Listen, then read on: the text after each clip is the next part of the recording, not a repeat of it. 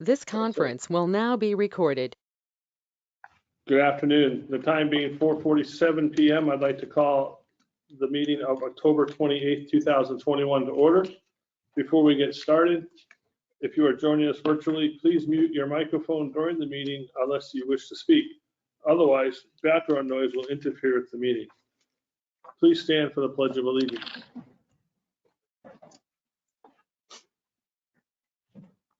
I pledge allegiance to the flag of the United States of America and to the republic for which it stands, one nation, under God, indivisible, with liberty and justice for all.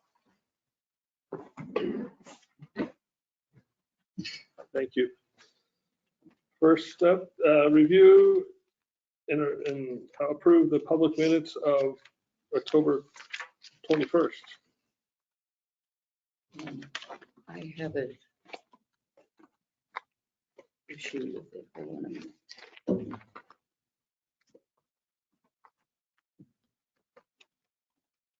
Gotta find mine. I don't. Hold on a minute. It's in two piles here. Under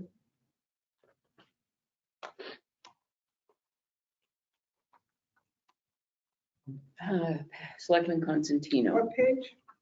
page 2. Okay. Selectmen's reports? Oh man, I gotta find it again.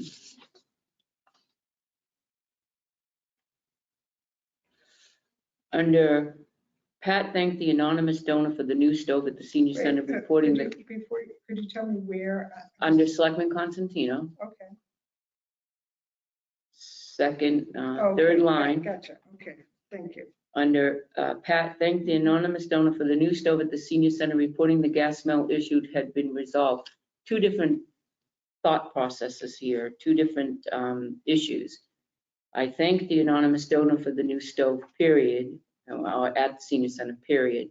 And then I reported on the gas smell at the senior center and it had been resolved.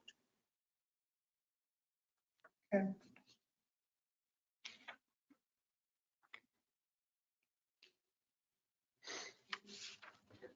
I think there was one other. I have a question. It dawns on me. Shouldn't the person that installed the stove have known there was a gas leak at that time? Because it was. It didn't Don't show they up. pressure test or, Well, just the curious. fire did too, the fire pressure test and everything, both of them pressure tested. It doesn't show up with the pressure test. Yeah, Okay, it didn't. And it didn't start to smell until you had it on for quite a long time, all the burners. So it's such a fine leak that it. Right. Very hard to find. You got it though. There was one other one here.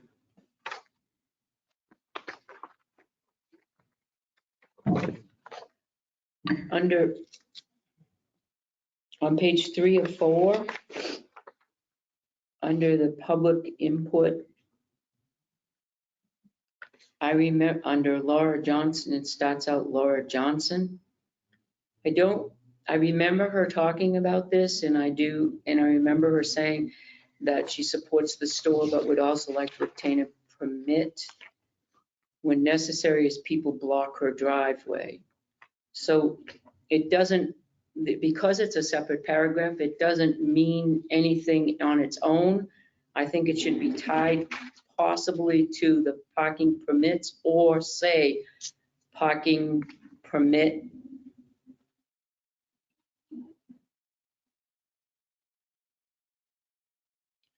On its own, it's kind of like out there struggling. Okay, so I'll add the word parking. in front I of think that would make more sense.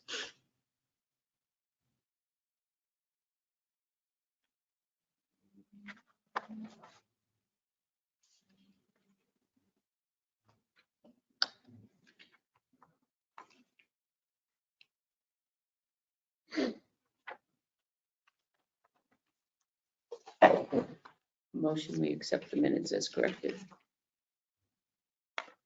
I'll second it. Any other discussion? All those in favor of approving the public minutes of 10:21 as corrected, say aye. All right. Aye. Aye. Aye. Opposed? None. Motion passes. Make a motion to accept an anonymous donation of a Garland 6-burner double oven with griddle and broiler to Tilton Senior Center. Second. Motion is second. Any discussion? Thank you. All those in favor, say aye. Aye. Aye. Opposed?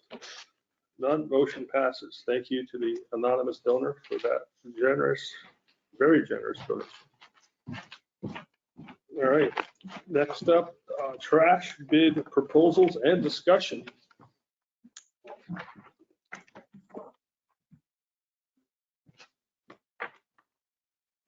Join you up here. If Kevin, you'd like to be part of this discussion, feel free to move closer so you're picked up by the microphones. Heaven forbid, we don't want Gail to yell at you, or me, or any of us for not being able to hear you. And by the way, I will note, because I listened to the minutes, it is significantly more difficult to hear you here than it was over the EOC, so if you would speak in the microphone. Try to remember to know. Why do you look at that? We could probably move that one closer to Director Duval. Look at that. All right. So where do we want to? You want me to start in with a summary here? So for the purposes of brevity of this discussion, if you read through the solid waste materials that we received, so there was some very different numbers between the two bidders, and a little bit different approach. One bidder didn't respond to everything that we had requested. And the net of all this is that we had put in the budget the placeholder for the 6th year of the Bernard contract, which is still viable for us to do. And while the other bidder was less money on an annual basis, it required the rental of a truck, which was going to negate that the savings over the other vendor.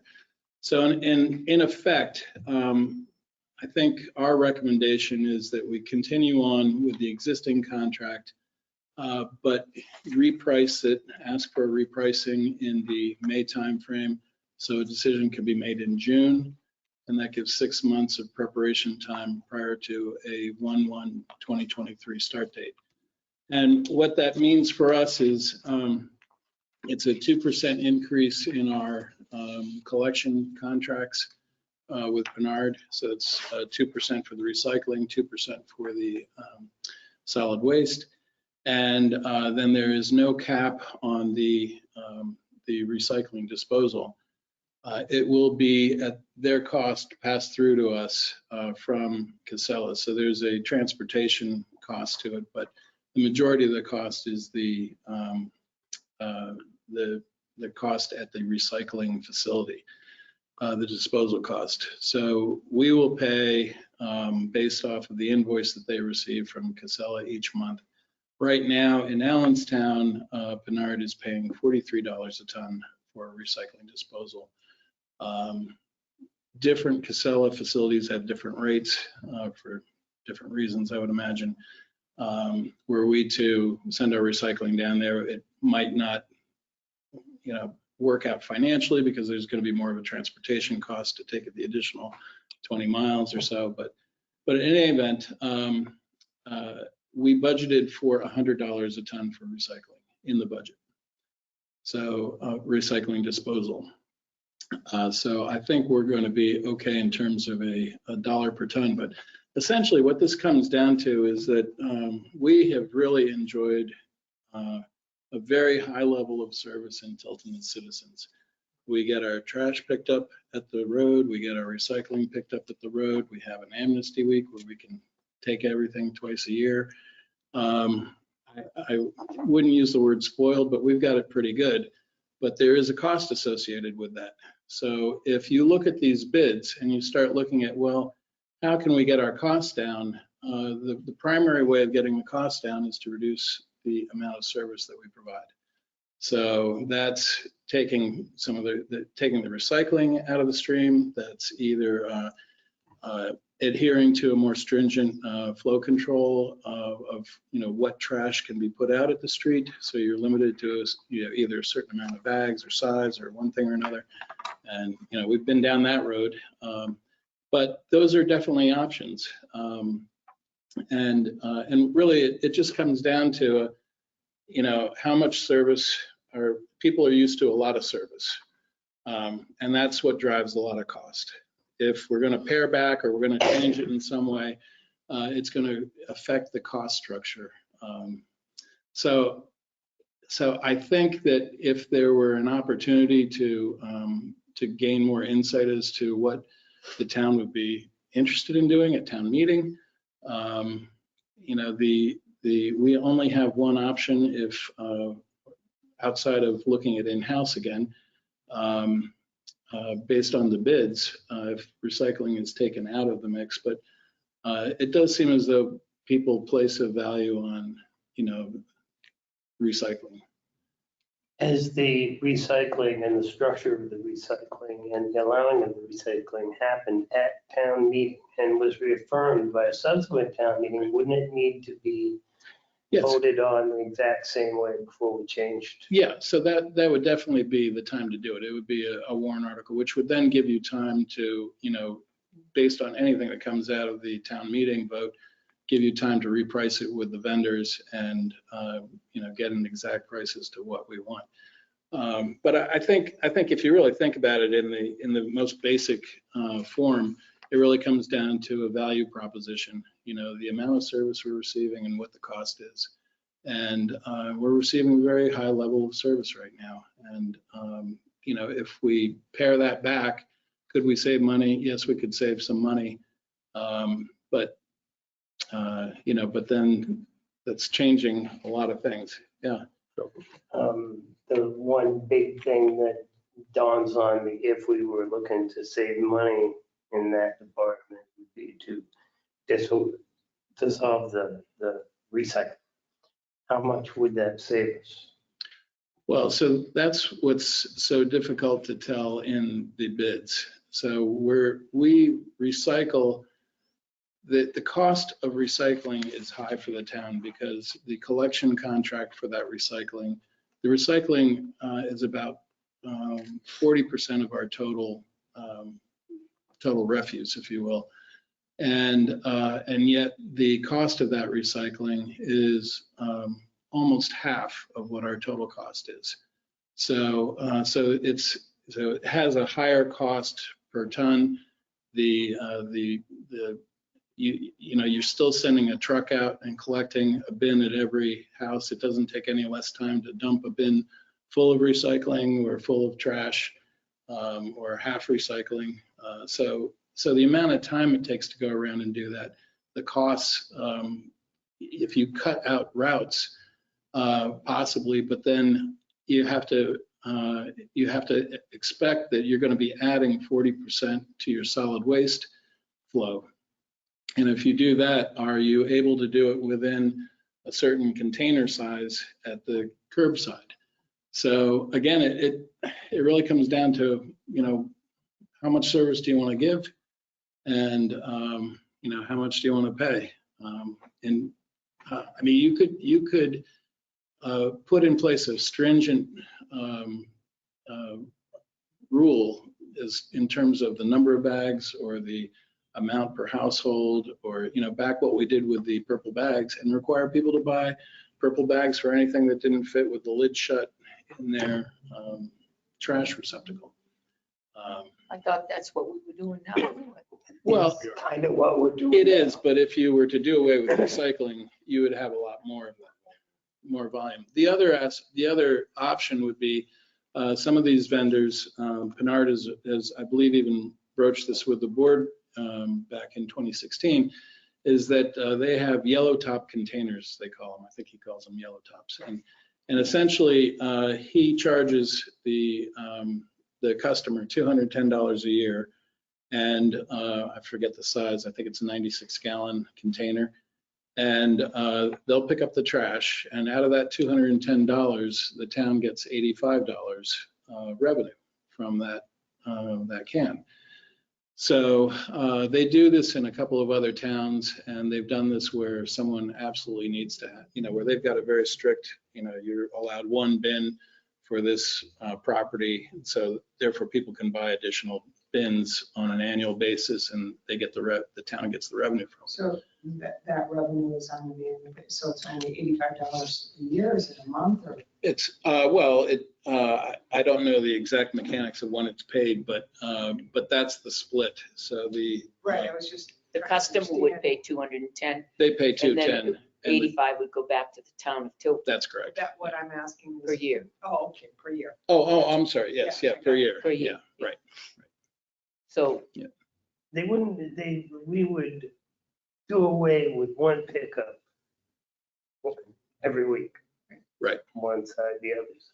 Yeah. There's a savings to that, even if you add 40% more waste over to the NSW.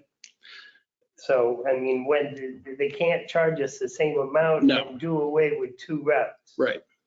But it really all boils down to what do the people want, and so that's why I think for the near term, the decision in front of the board is really, do you make a decision based on what was presented and make a change now?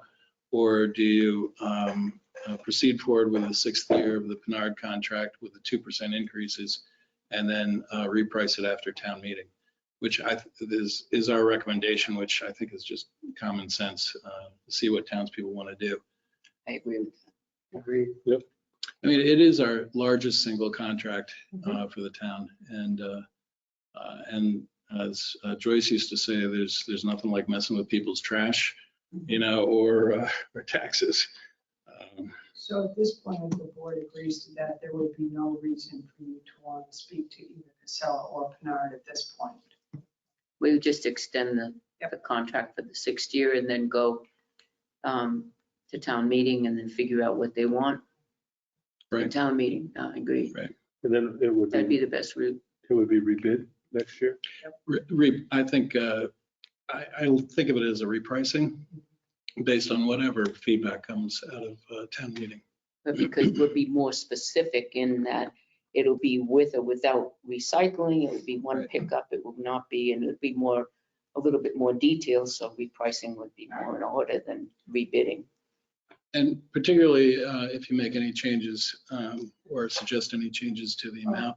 Would it be repricing or rebidding? Because if at town meeting, they say recycling goes away, would we not then want to open it up? Because we sent it out to 4 or 5 different companies and we got responses back from 2, but now the game is, if it happens at town meeting, the game has changed. Wouldn't you want to rebid it? Because because people didn't bid it with recycling, you mean? Well, because in this particular time around, you had Pinard bidding with recycling and you had Casella not bidding recycling, right? Are there other companies though that would have bid if it And that's wasn't what we don't recycling? know, because Okay, I got you. at least that's Mhm. my thought. I could be wrong. I think, yeah, Well, however I you think- want to, yeah. however you want to do it. That's a good point. Kevin, I just wondering, what part of this could you possibly drop off recycling in? Or just think about that and how that would affect it. So like if people dropped off glass bottles or something, if we eliminate the recycling, but have that availability. That's definitely an option we should look at, because especially if the glass weighs so much, to keep the tonnage down, we should be trying to outsource that somewhere else anyway, whether if it's a contractor that picks it up or if we handle it in-house. We should definitely look at other options for the glass and maybe cardboard, the bulky items. I wanted to ask if we should also entertain doing it in-house going forward with these new numbers that came forward. They are quite expensive, and maybe we should reevaluate getting our own trucks and handling our own routes. Something to look at. Yeah. Wasn't someone gonna look into why these towns are going away from doing it in-house? Oh, I think we did, and I think we came up with that answer, which was too expensive. And very That was- expensive, yeah. But I think that was before we got the numbers back. The numbers back, to yeah. maybe, Kevin should, You were basing them on 5 years ago, the bid prices, right? And also I did find out that some of these towns that have gone back to contractors and not handling it in-house couldn't keep up with repairs to the trucks. And they were having more breakdowns, having to rent trucks, and there just aren't any rental entities in this area that rent trash trucks. The only place that I found came out of Florida. It's very expensive. So they just do away with it in-house because they just can't keep up with repairs, whether they don't have the qualified technicians or what have you. So they just outsource it to contractors. And generally speaking, these larger contracting companies have multiple trucks to use as fill-ins. They can pull from one route or double up trucks to get the job done. It's very, very hard to have, some of these towns, it's very hard to have 2 trucks, one on standby at all times. But I have pretty much all the confidence to know that we could handle it in-house with 2 trucks, just from my past experience with the heavy truck. Buy extras and rent. Rental agent. so at Mutual this aid point, with trash. so just to confirm at this point, we're gonna go back to Bernard and say we're gonna continue for 1 more year. We'll let Casella know that at the end of the year, we're gonna rebid it. After 10, well, possibly after 10 meeting. Yeah. You need a motion. We're already under contract, so Okay. it's really, Right, there goes. Good. Do Thanks, we, Tim. do we want Kevin to come up with or just find some numbers in terms of Yeah. in-house possibilities? Okay. Also, this separation of glass, this is something that we could probably initiate right away, we correct? could, yeah, I it'd could bring see- our tonnage down. Even right now, we could try to find some way to separate it out, get the word out there, and let people know that they can keep their glass separate and have a place to dump. At the transfer station with our extended hours, we should be able to accommodate that. And then I can reach out to Lebanon, that they already have a crusher that comes by once a month and crushes their glass. So we could just find a way to get, I can reach out to NRA to handle the transportation, because they do it for other towns, to get our glass from the transfer station to Lebanon. So that's something I can work on now if everybody's in favor of that. Good thing, Samberton, I know they had a glass crusher and they had pretty extensive recycling system. Mhm. They might be able to help you out with Okay. some information on how things work and what worked, Very what good. didn't. But yeah, they had separate the colors and they had the actual crusher and they were filling up like 55-gallon drums. Oh, wow. Okay. So if I could just make a comment about the in-house, and you know how highly I think of Kevin and the team that he's put together. I sort of think the risk that we had back in 2016 or 2015 when we were looking at this was we didn't have the department that could handle it at the time. We didn't have the management that could handle it at the time. And in spite of the fact that there was some savings identified back then, and we certainly have that capability now, but you have to consider the risk that, if and when the department were different than it is now, and you could think of some of the equipment that we have at one of our other buildings that is not in use because we don't have people that operate it anymore. And so that's the risk.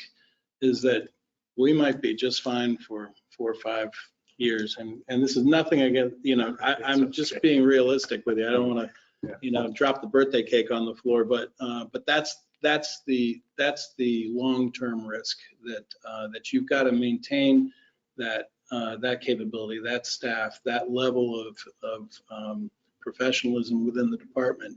And in order to do that, you've also got to make sure that they're properly compensated market rate so that they're not enticed to go elsewhere. And so those are the considerations kind of on the backside of that coin. But I definitely agree.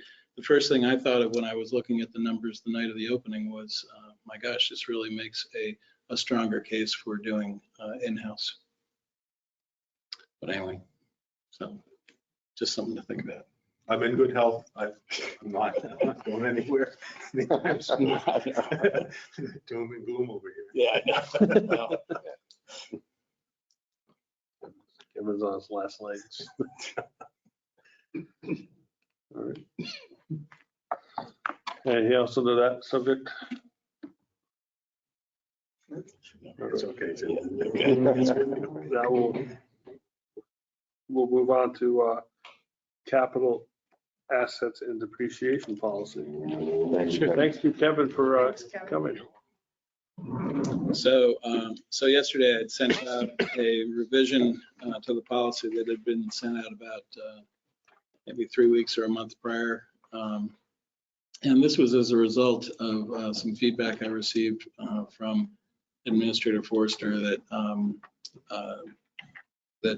there was some discussion about elements of that, and in particular from Selectman Constantino. So we did have a discussion and went through some of her concerns, and I think and it is attached to your report here. So it's the second attachment. So the items in green are the revised items. Most of them are simply just improvements to the language. The big changes are surrounding the disposal and the authority to dispose, and what constitutes things that can be disposed of by department heads, and or what require the Board of Selectmen's authorization. So essentially, if there's something that's in service now, being used on a day-to-day basis, and in particular, something in the nature of furniture. So furniture, fixture, and equipment, something that might be part of the building, something that might be used, say even the chairs that you're sitting in, that someone can't unilaterally at a department level just say, all right, we got rid of all those and we got something else. For those types of items, they've got to come to the board.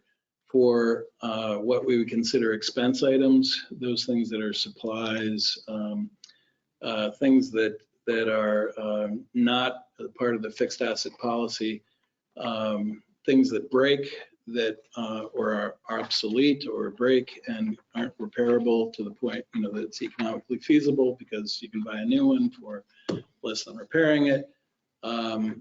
So things of that sort, the department head can make a decision on themselves.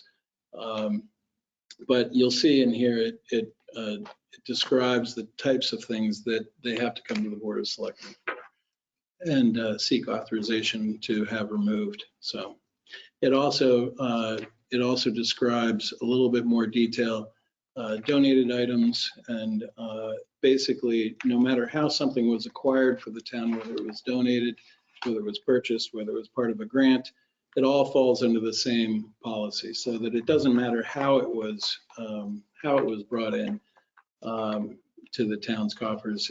The disposal covers the type and value really, and what can be done at each level. You don't want a department head coming to you, for little things, because what will happen is they'll squirrel it away, in some closet because they don't want to have to deal with it, and it'll build up. And this is the kind of thing you want to have the appropriate level. The other item that the Selectman Constantino and I disagreed on was the value threshold for the fixed assets. A lot of towns actually have a $10,000 threshold for fixed assets. So this is $5,000, which I think is appropriate. And keep in mind that this is a financial report, essentially. It's a financial tracking. There are other items in here that are excluded from the fixed assets, possibly, like technology equipment. So technology equipment still has to be inventoried, even though it's not necessarily meeting the fixed asset threshold. So we buy a new computer for the detective. That's going to get recorded on my inventory of technology items. It might not necessarily make the fixed asset list because it was only $300. So, so in any event, that's in a nutshell what we have in this revised policy.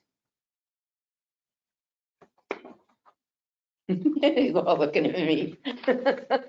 So I'll comment on, I will comment on it.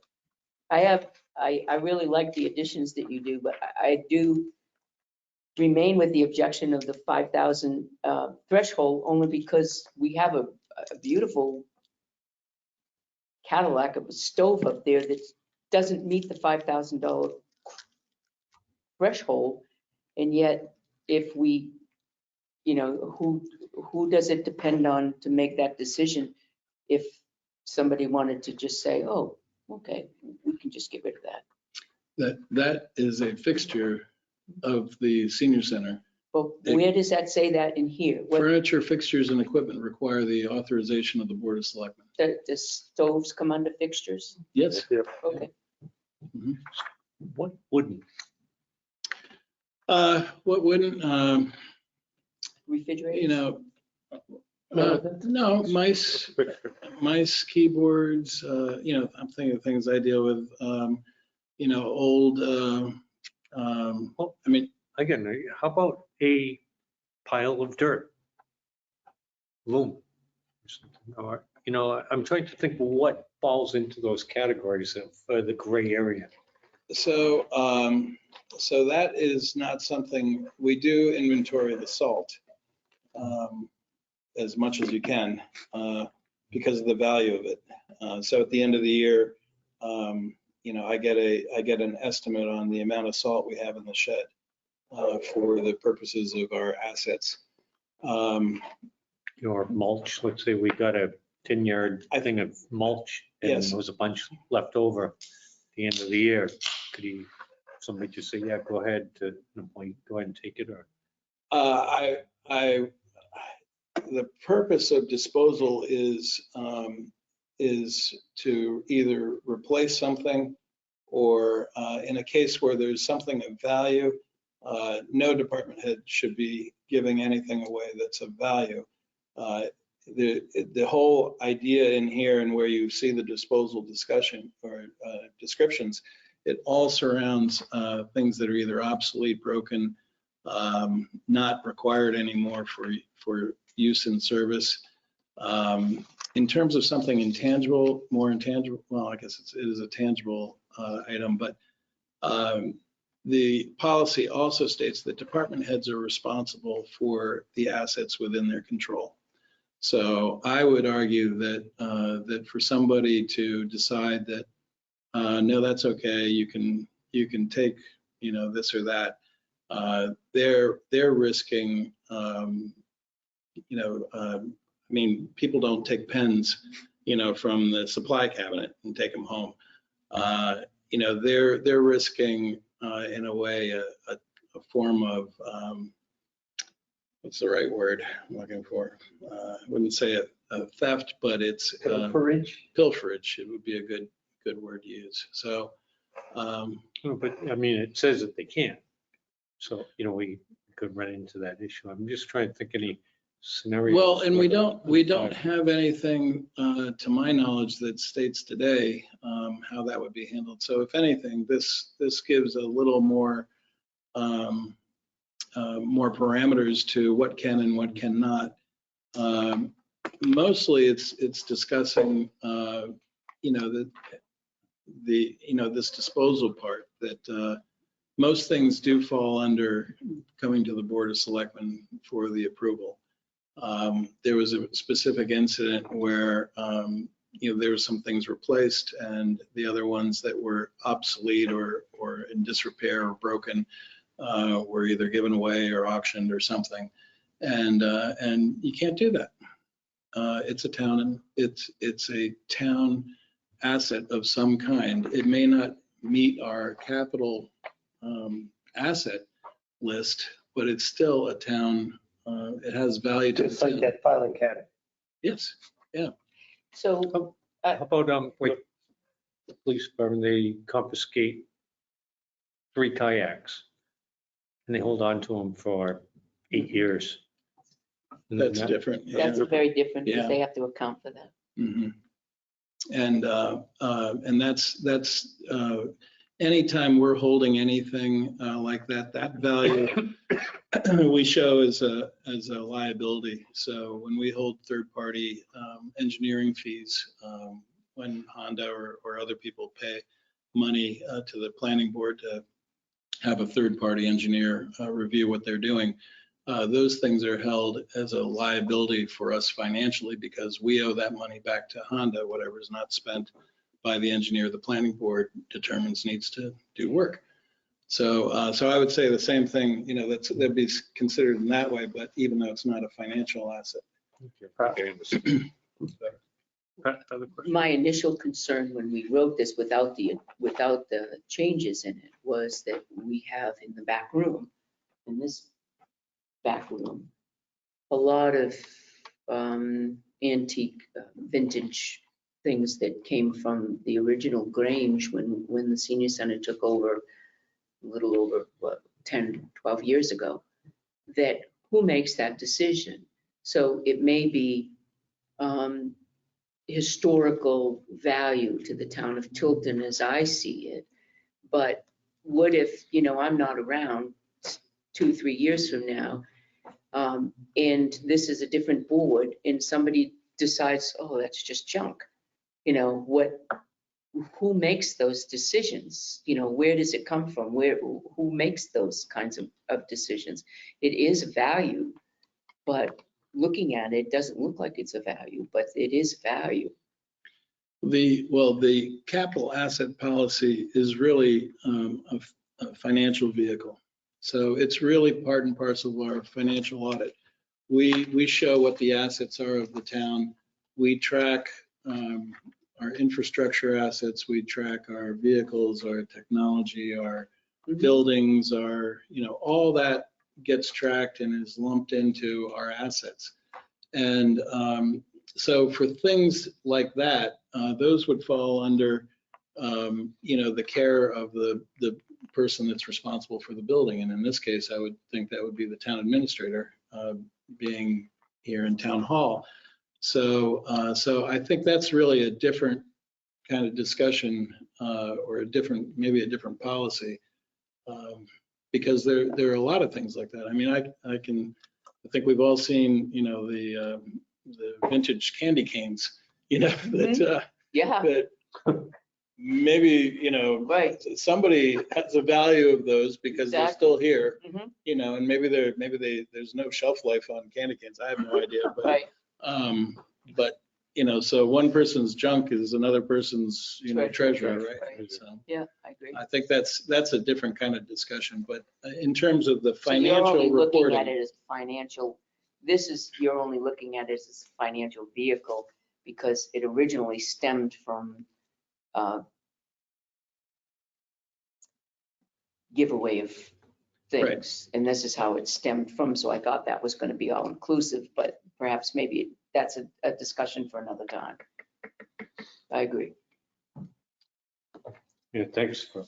so, I like the additions that you did. It's very Okay. comprehensive. all right, good. Thanks, Harry. Make a motion to accept the town of Tilton capital assets policy. Little second. Motion and a second. Any other discussion? All those in favor say aye. Aye. Aye. Opposed? None, motion passes. Okay, so Thank you, Tim. I'll prepare a clean copy that you can sign at your next meeting. Thank you, Tim. Sure. One item that is somewhat related to the capital assets that Jeannie asked me to talk about, and it kind of leads into the discussion of the budget. Unless you want to announce the next item, or you want me just to keep going? We'll just say we're going to update on the 2022 budget. Perfect. Okay, so one item that sort of bridges both is the acquisition of the trackless machine. So item number 3 on my report, the trackless itself is $125,000. The dump body is a little over $8,000. Ribbon blower over $16,000. Rear mounted drop spreader just under $7,000. So a total of $156,473. We have in our capital reserve fund $116,076. So that leaves a balance of $40,397. So I've identified where I believe we can take that money out of the existing budget. Although each one of these is, the pie is shrinking, if you will, but 20,000 can come out of the police budget in officers' wages, and possibly even a little more than that. And then in the health lines, we have another 20,000 that we can pull that would make up the balance of the $40,397. So I don't think, Kevin had discussed, I believe, a way of paying for it from year to year, pay for some of it now, pay for some of it next year. Where we could encumber the money for payment, but if we're purchasing this now, we're really purchasing at least the trackless itself. And if we take delivery of the other things, we have an obligation to pay. So from the financial standpoint, if we have the capability of paying for it this year, we should. So I wanted to just, you don't want to get into a situation where you've got to budget something for next year or count on $35,000 going into the highway equipment fund. If for some reason something happens at town meeting and that money doesn't go in, so you really don't want to get into that kind of position. So, and I do feel very, very confident that we have the money this year. It's just, identifying those lines and again, nothing against, any department, but we seem to have a lot of turnover from time to time. At one point, the whole public works department turned over. This last year, we had a lot of turnover in the police department.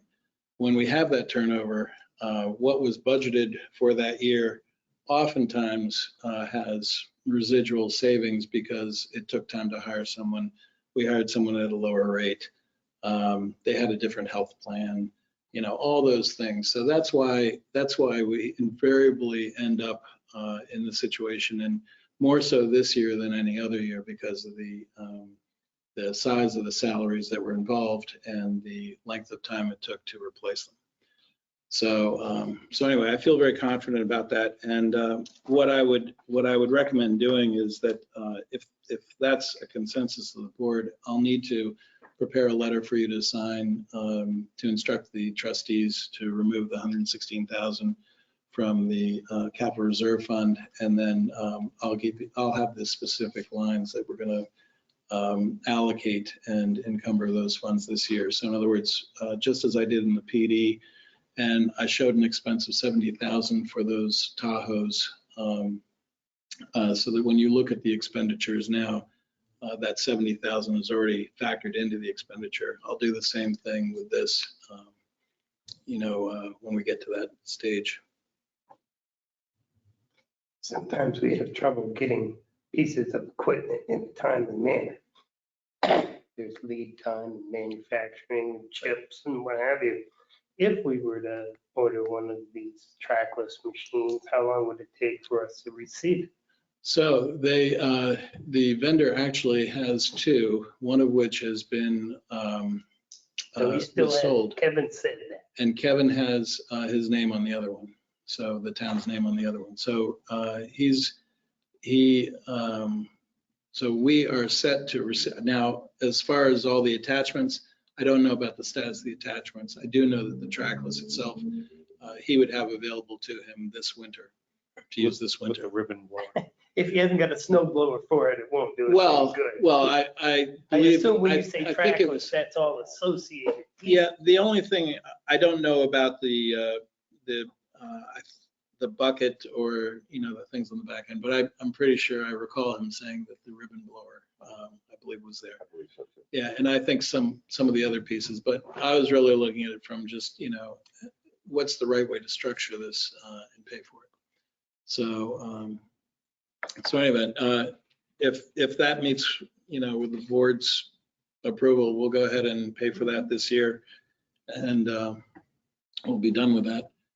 It will deplete our capital reserve for highway equipment until next year after town meeting, and I did have that discussion with Kevin, and he said he thinks he's fine. So I'm good with it. What are our expenditures coming up in like 23, 24? We have big things. I think he said we had some time. he's got a lot of time set aside. He believes he can get a lot of life out of everything still. So I believe he said 5-year. He's looking at about 5 years before we've got to purchase anything else that's big. So unfortunately, this is about, as I'm sure he told you, the 156,000. It's a significant price increase from what it was about 2 years ago. But it should last a long, long time, as he said. So is that a consensus Yes. Yes. to go ahead and do that? Joe? Yeah, but I don't like it. I can tell. I heard this 5 years ago, 6 years ago with that stupid multi-one. And now we have an $80,000 piece of equipment and all of the associated crap. It doesn't work. Sitting up there on the off chance we might have to bucket some dirt up over at Public Works. And I don't want this to be that. Yeah. I hear laughing and stuff, but I feel really bad that we wasted all that money. Should we sell the other one? So I begrudgingly, yeah, I think this is the way to go. I'm nervous. Yeah, I know they have used it a number of times down at the PD. Anytime we needed forks, they used it as a forklift down there and came in handy. Yeah. So. Were you a yes? Yeah. Oh, okay. I'm a yes too, so. Okay. So that brings me up to the budget. So back in July, I don't know if you recall, we were meeting over at the PD. It was warm, and I did my report titled 2022 Budget Risk Factors, Priorities, Schedule, and Goals.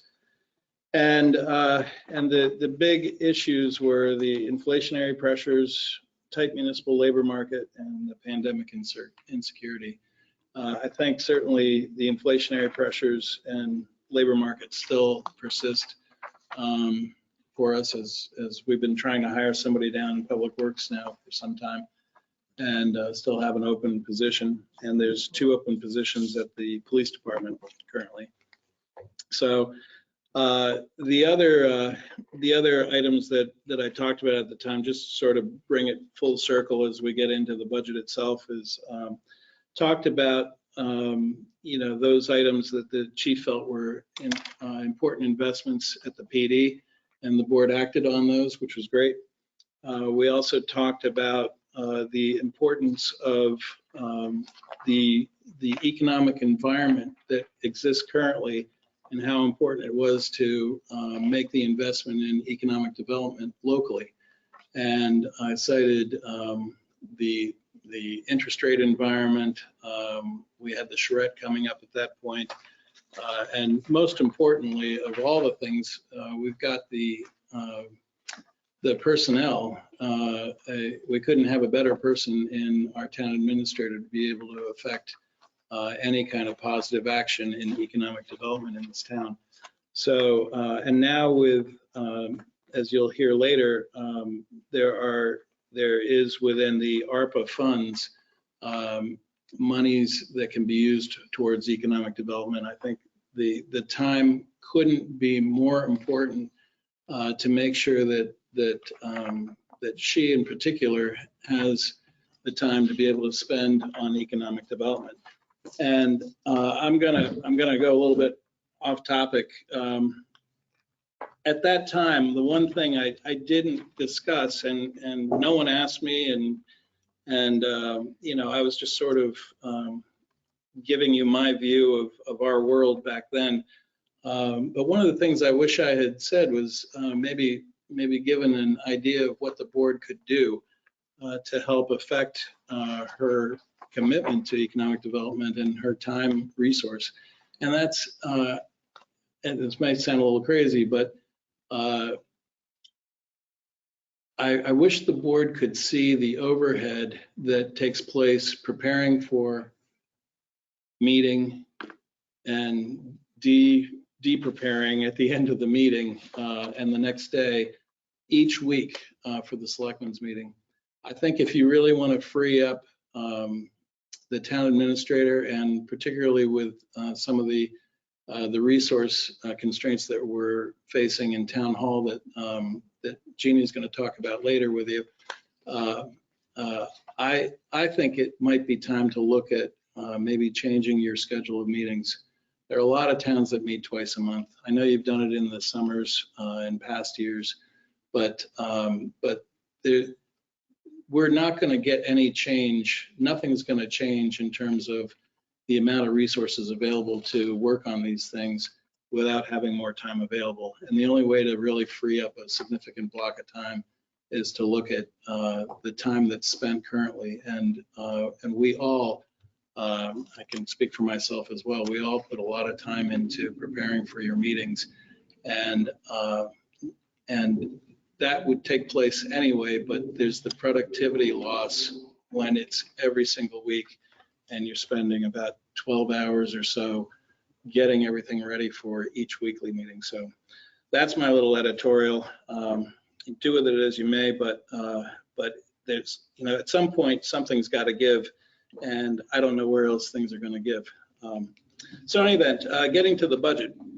So a couple of things in this budget that I wanted to go through with you. So the health insurance costs went down, as you know, 8%, which was phenomenal. In addition, with some of the new employees that we've hired, we've seen a reduction in the health plan types. So that's also good. I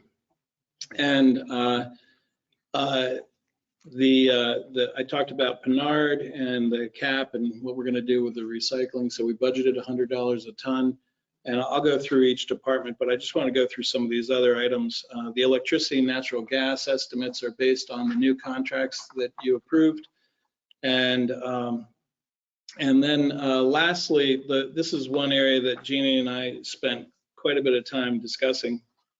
And we put it in here for the purposes of a discussion, but there are a number of towns right now, because of the inflationary pressures and the wage pressure on employees, that have broken out how they're doing a cost of living and a merit.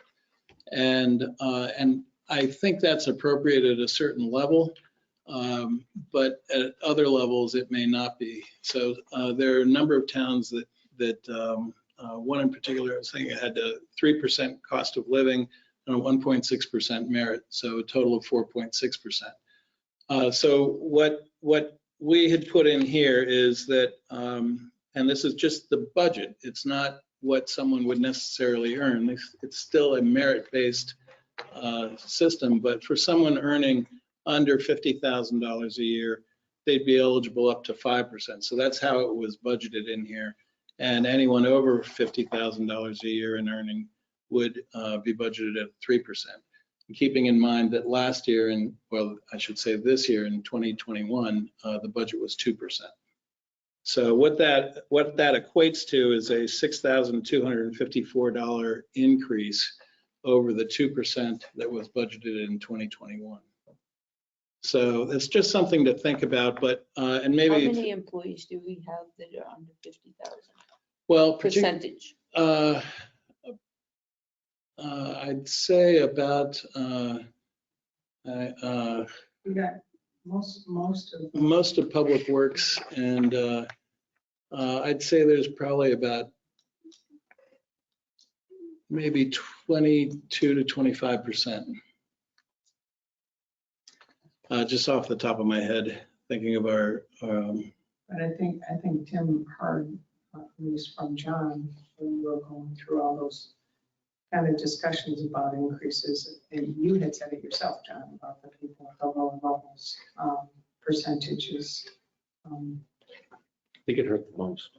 Yeah. Right. and maybe the 50,000 isn't the appropriate threshold. Maybe 3 and 5% isn't appropriate, but I can plug in whatever the board would like to see. But it's the concept is what we were really interested in seeing, how the board felt about that, sort of having a two-tier approach to it. So, but in any case, that's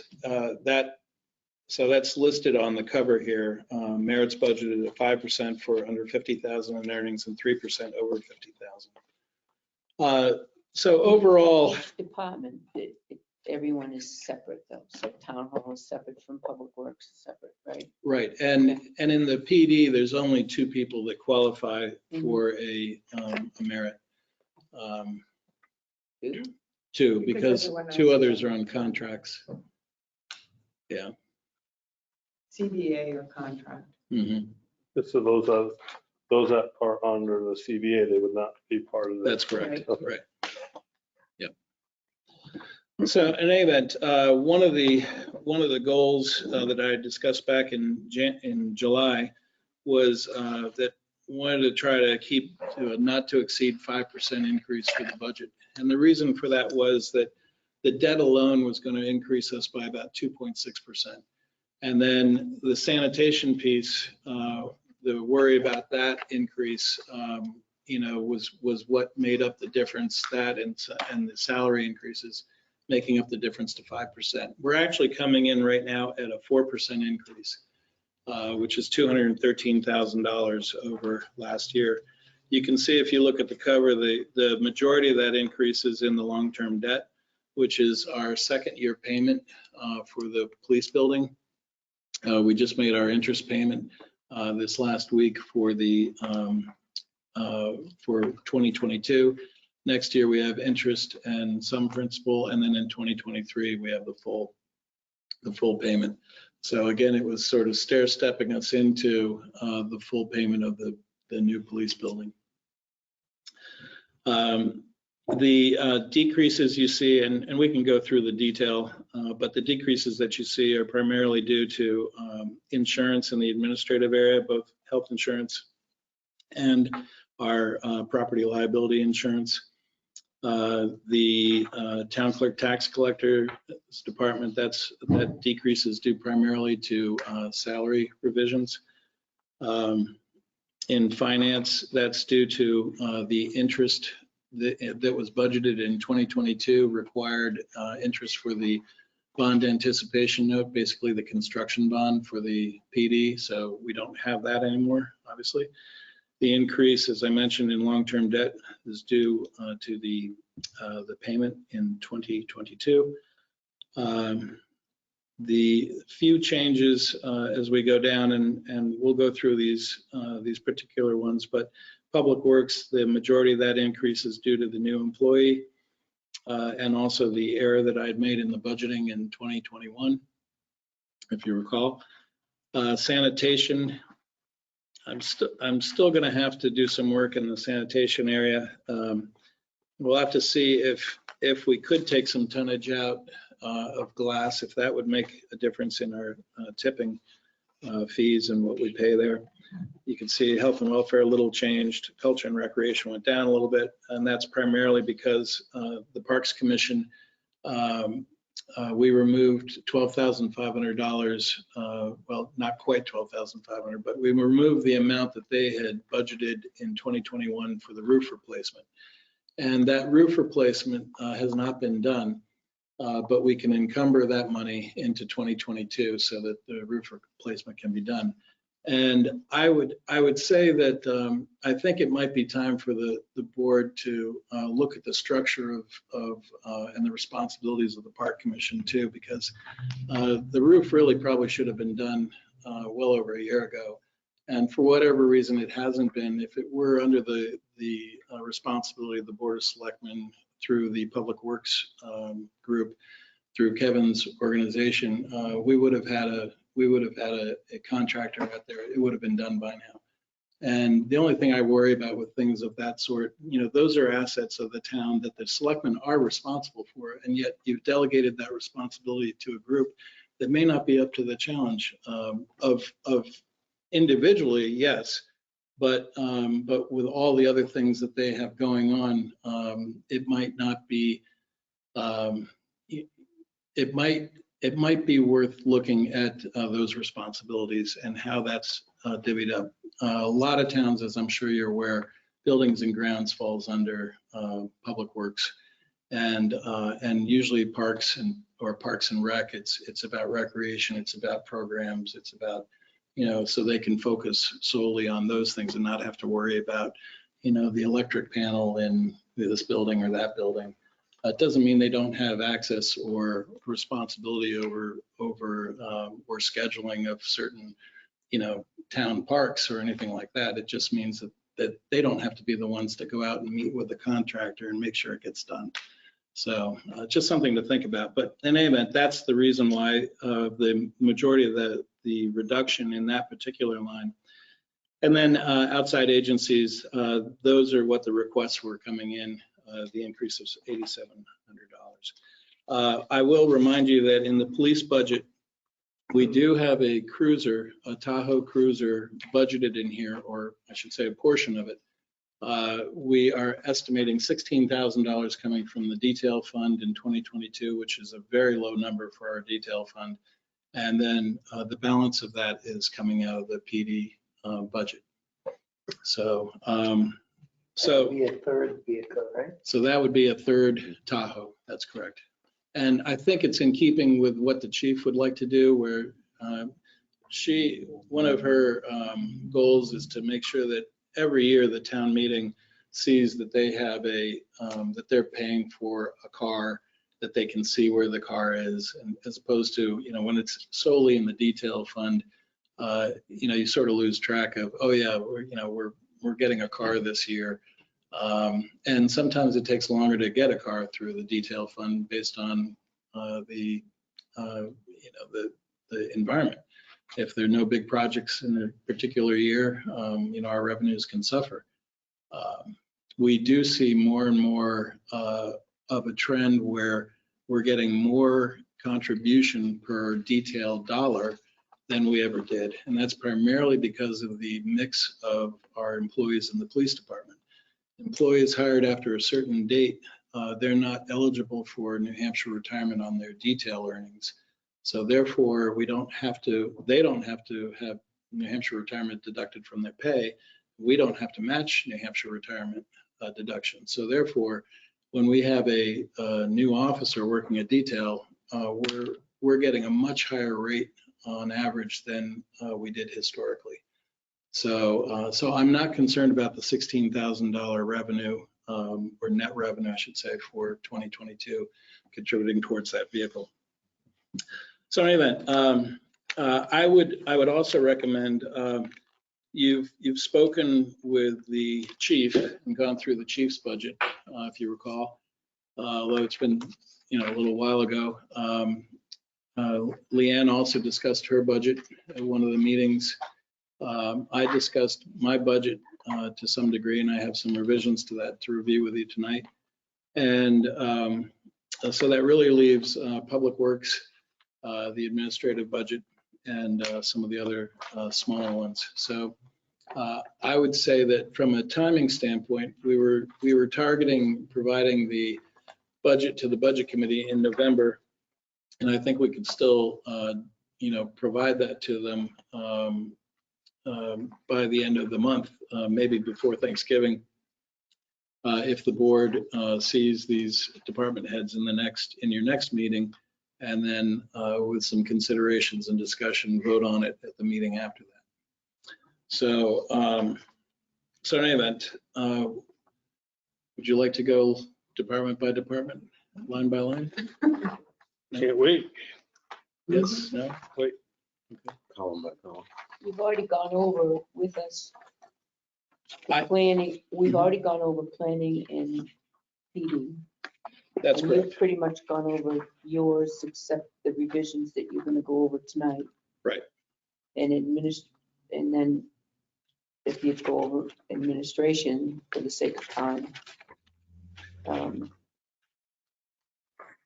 So we, That's my opinion. I mean, if the board said, we've got to take $40,000 out of this budget, if you said take $100,000 out of this budget, yeah, we could do it. But it's going to mean we're probably not going to get that third cruiser. We're going to have to pare back in other areas, certain things. It's going to mean a change to how things look. At some point you reach a very, very thin margin. And I don't feel like there's a lot in here to pick from. The areas that there are whether or not you want to get that cruiser, that's a big discussion point. Whether or not you want to continue to do Amnesty Week the way we've done it and incur the costs that are associated with it. Things of that sort. So. In PD, how many offices are there? What's that? Too short right now. Yeah, there are two, Here? there are two open positions in In the this PD budget. That's correct. In this budget? One is a detective position and one is a patrol position. That's right. And there's also one open public works position In this budget? in this budget. That's correct. So if those positions are filled, would Where that are we gonna go increase? with it? No, in other words, they're already budgeted. They're budgeted. Saying No, they're- I just they're asked in that here. question. In addition. to I was it. confused. Oh, no, they are in the budget. Yeah. They are So in the budget. Let me rephrase my question. Please. How many patrol officers are we budgeting for currently in this budget? I will have to look that I up. think it's the full complement of, but we're just going back to what, we're just filling what, What was? Was originally, yes. That's right. so there's 9 patrol officers, I will tell you exactly. which include 2 detectives. So it would be, 17 total. No, that doesn't sound right. Are you adding the command staff as well? Oh, you are. Okay. Hold on. I believe it is 15. I was trying to trip them up, Jeannie. Oh, sorry. Not hard to do tonight. Because I'm on an editorial rant apparently this evening. You Had are? all kinds of ideas for you. All right, we got all night. It's, see, I just don't come see you enough. That's, The longer it so takes, the less you get. I'm missing out. Is there a reason for that, Tim? While Tim was looking at that, I just want to let you know that I sent an email to Kevin to ask him about those attachments to the track list. And he said they are all available. Excellent. 17, including the chief, lieutenant, attorney prosecutor, admin assistant, Okay. 3 sergeants, That was including the- 1, 2, 3, 4, 5, 6, 7, 8, 9, I was only talking about school. 10 patrol, of which one would be a detective and one would be a SRO. So 8 regular patrol, So 17. 17 total. 8 patrol? Oh, and Well- a detective, got it. 8 patrol, a detective, an 17 SRO. total. Yeah. Right. Got it. So 15, 14 sworn right now. No. there would be 15 once everyone's sworn. Well, outside of the command staff, you have 2, 3, 4, 5, 6, 7, 8, 9, 10, 11, 12, 13. 13 outside of the command staff. And that's that 2 of those 13 and outside of dispatch too. So 2 of those 13 are unfilled. Because right now they're open positions. Okay, So if I may, let me just give you my my update IT. in IT because that did change slightly. I increased the Let me get to amount. that page, hold on. It's on. While you're getting to that page, I just want to follow up on what Tim asked. Do you, at the next meeting, would you like, so outstanding is welfare, health, administration, what am I missing? And Public Works. public works. Do you want to hear from those department heads, or do you want, are you comfortable with Tim going through it? And then town clerk, tax collector, they give their own budget, right? Right, and I did review that with you before. There's really not a lot to discuss there. I can go through that again if you like. Really, we're election bound in 2022 because there are 3 elections, and that's what's driving the cost partly in the administrative budget, the town clerk, tax collector budget. So. The only one that I would personally, my own personal thing is I'd like to hear from is welfare, only because I'd like to see where the money is gone in non-public. And personally, I just would really like Tim to give us the overview. We hear from Leanne in Public Works and the chief monthly, so I'm fine with that. We kind of know where their money is going and where it's being spent, and Tim does a very good job of updating us on this. Thank you. So how does the estimate go? Joe, how do you feel? I like to question everything. So whenever I get a chance, I'll ask questions.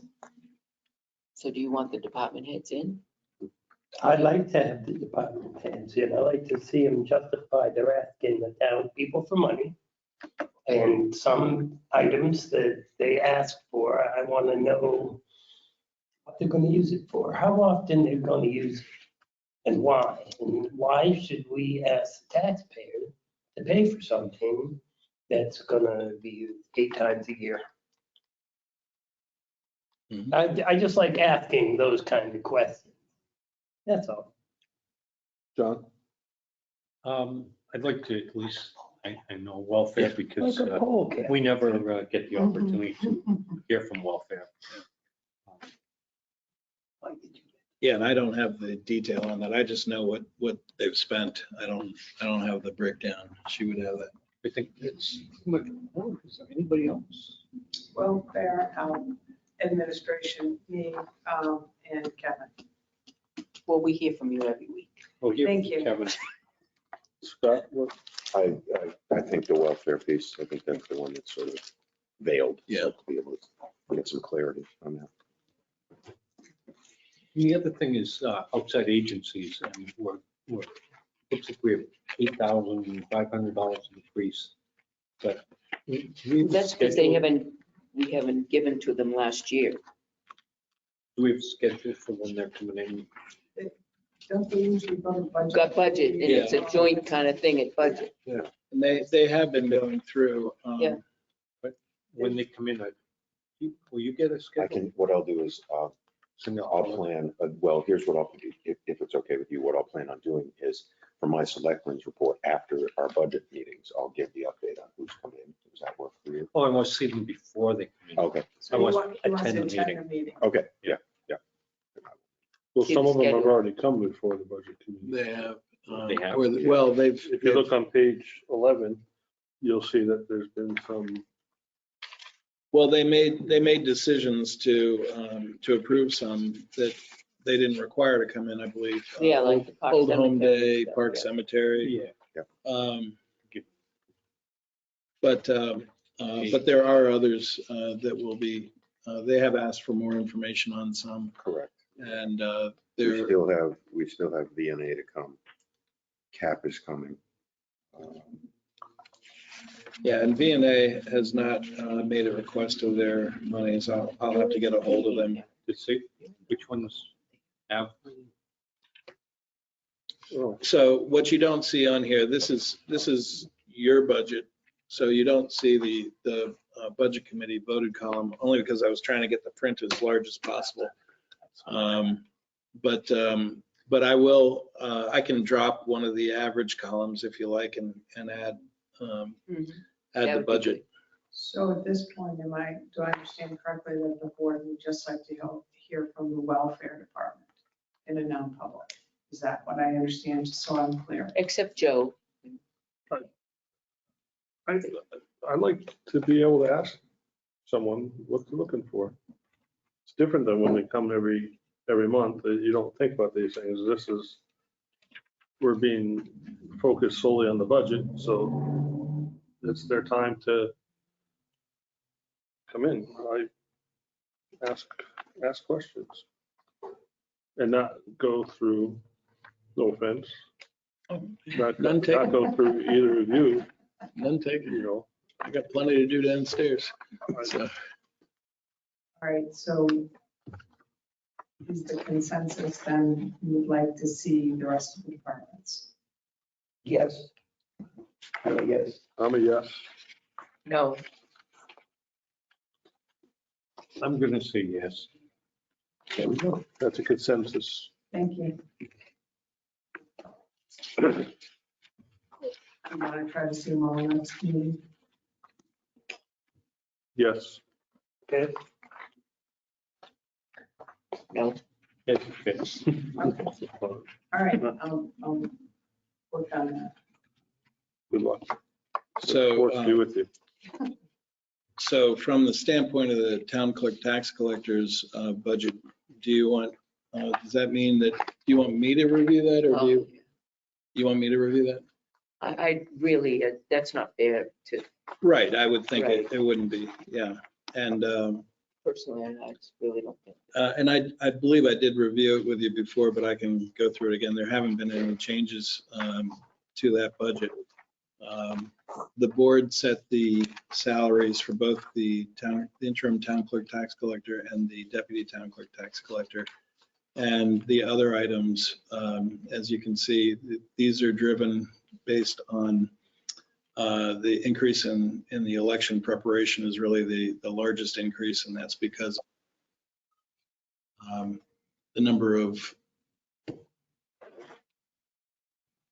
the number of elections that we have in 2022.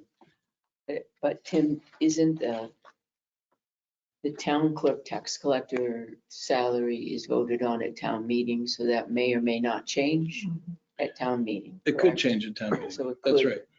Or it could That's right. just stay the same or go down. This just happens to be the budget that would go to the selectmen's recommended budget. That's what this represents. All right. John has a question. Oh, I swear you had your hand up. IT. No, So- I was wearing my glasses. Oh. Red light was reflecting inside here. It was on Oh, Tim's forehead. I saw red dot. jeez.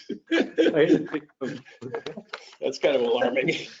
Yeah, but it was this inside my glasses. Oh, gotcha. So in any event, in the IT budget on page 5, if you just bear with me a minute. So Jeannie's going to review some town hall changes with you, but in the prior budget, I had taken out the iWorks product because we were going to develop the procedures in-house and use our existing Google environment to take care of what we needed to.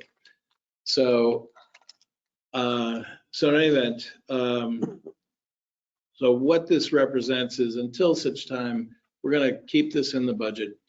And if we do come up with a suitable replacement, great. And otherwise, that That's one of the changes. The other change was that I'm going to be making a change to our security software.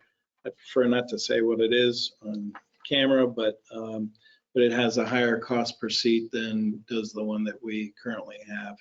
And it provides more protection from ransomware and malware. I'll just say that.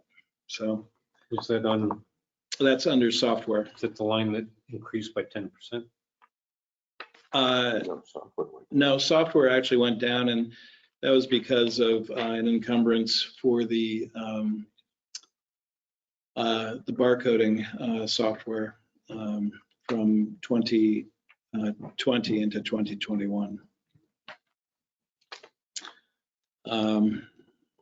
So anyway, that was the change from the last time I had presented to you. The only other thing that I'm waiting to hear about, and this is one of these oddities, that the body cameras are in my budget, but I really have very little to do with them. It was put in my budget at a time when there was some concern about the contractual administration or the administration of the contract, I guess is the best way to put it. And so that became my responsibility, but I literally do nothing with these other than just make sure that their charging docks are provisioned on our network. Everything else is done by one of the sergeants at the PD in terms of all the replacement parts, the repairs, things of that sort. If you remember, we're in our second contract with this company, Axon, which was formerly known as Taser International. And Axon, the Axon body cameras feed into the evidence.com database, which is what all the body camera video storage is. That's where a lot of the money is spent in the storage of these, but not entirely. But in any event, before our first contract was done, Axon came and made a special offer to do a new 5-year, and they're now doing the same thing now that we're entering into the last year of this contract. So they've approached the PD. The chief and the sergeant responsible for this are currently talking to Axon, looking at what the figures are, what we would get from it. And so right now, this particular number that's in here for the body cameras, this is what our current contract prescribes, the $7,539. It is not the new contract amount. And I would just wager to say I would expect the new contract amount would be higher. By how much, I don't know. New cameras and everything. What's that? This one included new cameras. As well will the new, one. yeah, it'd be a whole new set. I really think that should be in the PD budget. It's I not, don't disagree with you. it's. But this not the doesn't- contract. Well, so that, We have to So- authorize the contract anyway. Correct. Yes, so the budget part, I mean, it's directly related to that. I agree with Nothing you, to do but with the IT. contract should stay with Tim. What do you mean the contract, the cost? Looking at the contract, Okay, but Right. budget wise, yes, it in should the, be in the in the PD. PD. A PD line. How do we, so I can simply just move that amount into the PD has a budget line for maintenance, repair, and tech items. So we can just move that out of there It should be in the PD and budget. into their budget. But you maintain taking a second look at the contract and stuff. Well, Our eyes. happy to do on anything that you ask me to do. It came to me because of an imperfection in the process Right. to start with. So anyway, so those were the changes to the IT department. I had already lowered hardware and So going along that line though, why wouldn't you have, if you're doing body cameras, why wouldn't you have Cellbrite? Cellbrite is. I believe Cellbrite is. Can you create a line for police department technology? Yes, they really do have a line right now. It's line 340. So if you go to page 9, it's about the 10th line up. It's the one that has the notes under it. And you can see Cellbrite is listed there, the Okay. Cellbrite I thought license I of was still reading 4,300. IT. No, we had moved that Got it. last year. And for quite a while, that was paid with a donation. A donation, right? I get it. So for some period of time, it didn't even show in the operating budget Right. per se. Yep. So, and the taser assurance plan that you see there is for the weapon tasers. But what's radio recording? So the radio recording that's the maintenance on the server, the maintenance recording server. That is part and parcel of, all their radio traffic gets recorded onto that, so they can listen to any of the calls that go out via radio, either to or from. So, and if you recall, that was procured after the FBI had made a recommendation back with the jewelry store that was broken Right. into at Tanger. Do you keep that under IT?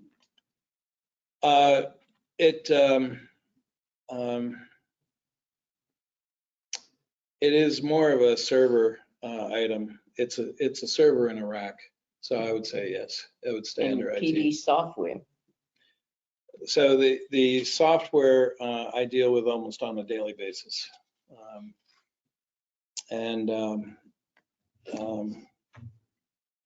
So I would say yes, that would be the same. It's just the body cameras I have, I have no administrative rights or anything else, nor would I. One more question. Are we paying a maintenance contract for a pole camera? We are. And where does that fall under? And how much is that? It's $600 and A year a year. or a month? No, per year. And Well, you never know with 20,000. well, and it was not known at the time because I believe Selectman Jessman had asked specifically about that. There was a And- lot not known at the time. Go Well, ahead. Chief, where is that camera stored currently? Is it at the police department? Yeah, it's in the detectives. some of the detectives' storage Is closet. that something we can sell? Because we don't have anyone who's certified to. Let's have that conversation when the chief comes up.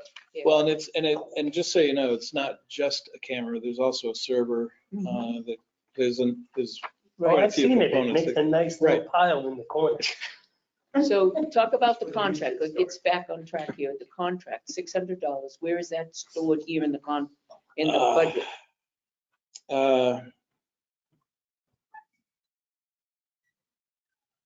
Honestly, off the top of my head, I don't recall the pole camera maintenance. We did already have to pay it for the year. I'll have to look and see where For the year 2020 or 2022? 2021, Okay, 2021. 2021 or 20, going in, This current year, all right, but this is for 20, calendar, yeah, right. So for calendar year 2022, I'd have to see Where you put it. where I have it, yeah. I just wonder, I guess that's a discussion for the chief, if we're not ever going to use it, we can cancel that contract. And I think the reason why I hadn't specifically listed it is because it was always considered a surveillance item. and I think it's because it's a surveillance and because we go into detail on that, that probably should be a safety surveillance, non-public item. Right. Yeah. It's my opinion though. I can tell you, Budget-wise, it we is can not, talk about it. it is not budgeted in the IT Okay. budget. Because everything that you see in the IT budget adds up to the amount that I have on the lines. Got it. Okay, So if there are no other questions on on the IT. Well, fiber access internet phone, where is that? Where did you say that was gonna go? So that is, that's in the, it's right there. I know, but where did you, Oh, so this are is we our paying? existing, That's existing, we're paying for that this now. is our Got it. existing. I thought you were contract. adding it. Okay. No, so there are options to add. Each site that we would add, would, at least for the senior center and public works garage and Riverfront Park are about anywhere from $400 to $900 one-time fee. Yep. And then it just depends on what throughput we have. If you think of your cable modem at home, the speeds that are rated for cable modems versus fiber are very, very different. Oh, yeah. So because fiber is an asynchronous communication, in other words, everything flows very differently than, say, with a cable modem. You could have a 10 megabyte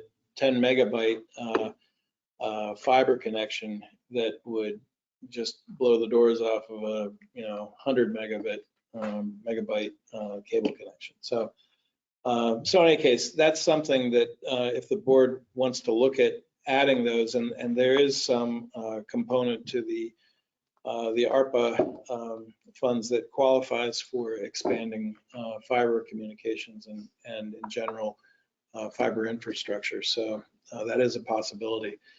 Fiber does run straight up and down Route 3, so the costs are nominal there. I have one other question on the IT budget. Yes. Are we putting anything into upgrade at the senior center security in this budget, or are we doing another plan? No, you're talking about the fire panel? Yes. So that's not in this budget, and that is, I guess, that's something we're going to have to discuss. There is a need at the building to replace the existing fire panel, it seems. As far as I know, the existing system is old, very old. 2000 or something. Is starting to fail. We've had several service calls there. I've asked Mango to provide us a quote for what it would take to replace that. And we also maintain a copper line, a plain old telephone system line there at the senior center, where now you can actually use a radio communication for a fire alarm to communicate back to Lakes Region Fire, or to a monitoring station. So that eliminates the monthly cost of a telephone line, but the upfront cost is a little bit more, as I understand it, for those. But I haven't received anything back yet from Mango.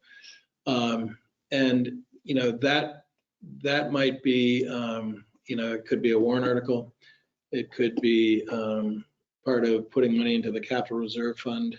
Or taking money out of the capital reserve. Well, or, putting enough money into it so that we can purchase that, next year or the year after. But in any event, it is going to be needing replacing at some point in time in the future. And John probably knows more about it than I do. But that's what it seems as though is at hand with that. Okay. All right. So one question I had is, we do a lot of work for the sewer department, replacing manholes and our lids and stuff like that. How do we figure back in the offset of the wages? Because we're charging for wages on that. So that's right, with a loaded cost for that. So I have a formula that I use depending upon who we did this when we allocated the expense for the building where they did the gravel parking lot. Director Duval gives me a list of who worked on it and what what the total hours were for each person, and then I just plug it into my worksheet and it comes out with a cost. And then for the sewer commission, we can add that to their quarterly bill, for them to reimburse the town for the work. We can, or we do? We do. You said It doesn't, can. well, it doesn't Okay. happen all the right, time. right. And it's up to Director Duval to notify me when they have those, so. So when we do that, do we do it on the cost of the employee, including their benefits? Yes, And what it costs? yes. And do we have any, like, some type of numbers on that, what's been over the last couple of years? No, well, I guess I could go back and see what I could pull, but there hasn't been a lot. There've been a few times that I'm aware of, and maybe it's happened more, but, I just haven't been made aware. I don't know. Well, I'm concerned that we're not being as diligent as we should be with it. I know we Yeah. did School Street, we adjusted those, we just did some more sewer lids. We do a lot of different repairs for that. Yeah, we're And certainly, they're saving a lot of money from outside contractors doing it. And they have repairs in their budget. I want to make sure that we are. and it takes me no time at all to calculate it and add it to their bill. And believe me, I put on everything I can on that No, bill. I know you wouldn't. I just want to make sure we're being really diligent Yeah. about that because it's a significant amount. And that's really Material, too. where that could break down is just in the communication between departments. So I just have to make sure that when those things are done, and I have no reason to doubt that that I haven't been notified when we have. So And also like materials, if we are putting Oh, yeah. in Yep.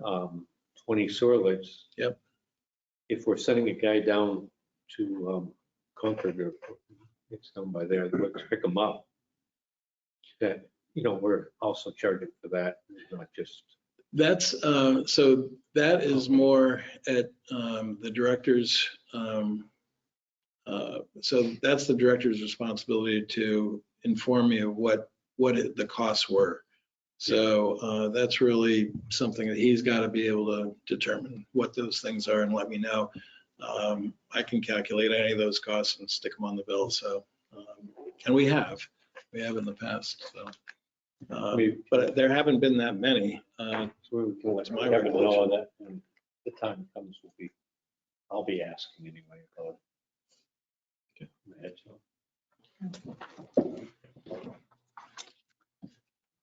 So, was there anything else you'd like to review this evening? I reviewed the finance budget before, particularly the debt and debt payments. We discussed that. That's really the driver in this whole budget. And in town hall, the numerous changes in insurances. So what I would recommend the board give consideration to is the notion of the tiered merit and whether or not you like that idea.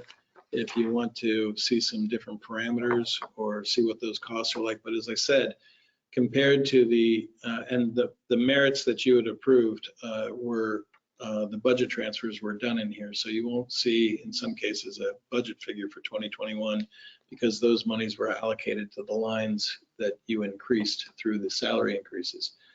But it's a difference of $6,254. That's the increase by going from a straight 3% across the board to anyone earning less than $50,000 would qualify for up to 5%.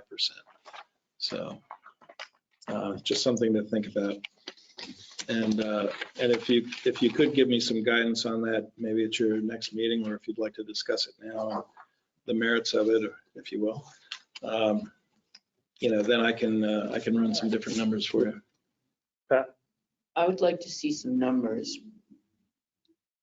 please, of what under 50,000, the difference in between the $6,000, what that would calculate, and then above $50,000, where that split is. how many people in that $6,000, what they would get.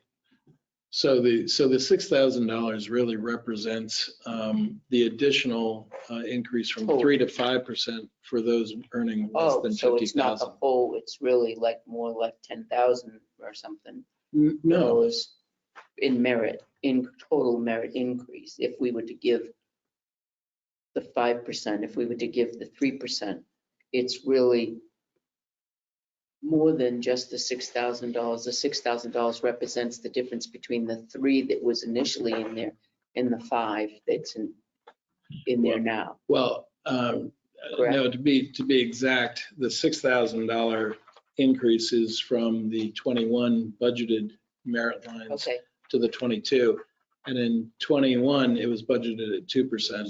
And now in 22, we had budgeted. So maybe a more accurate way of looking at it would be the difference between your last budget that I gave you that had 3% in it, and then now looking at the 3% for those earning 50,000 and more, and 5% earning less than 50,000.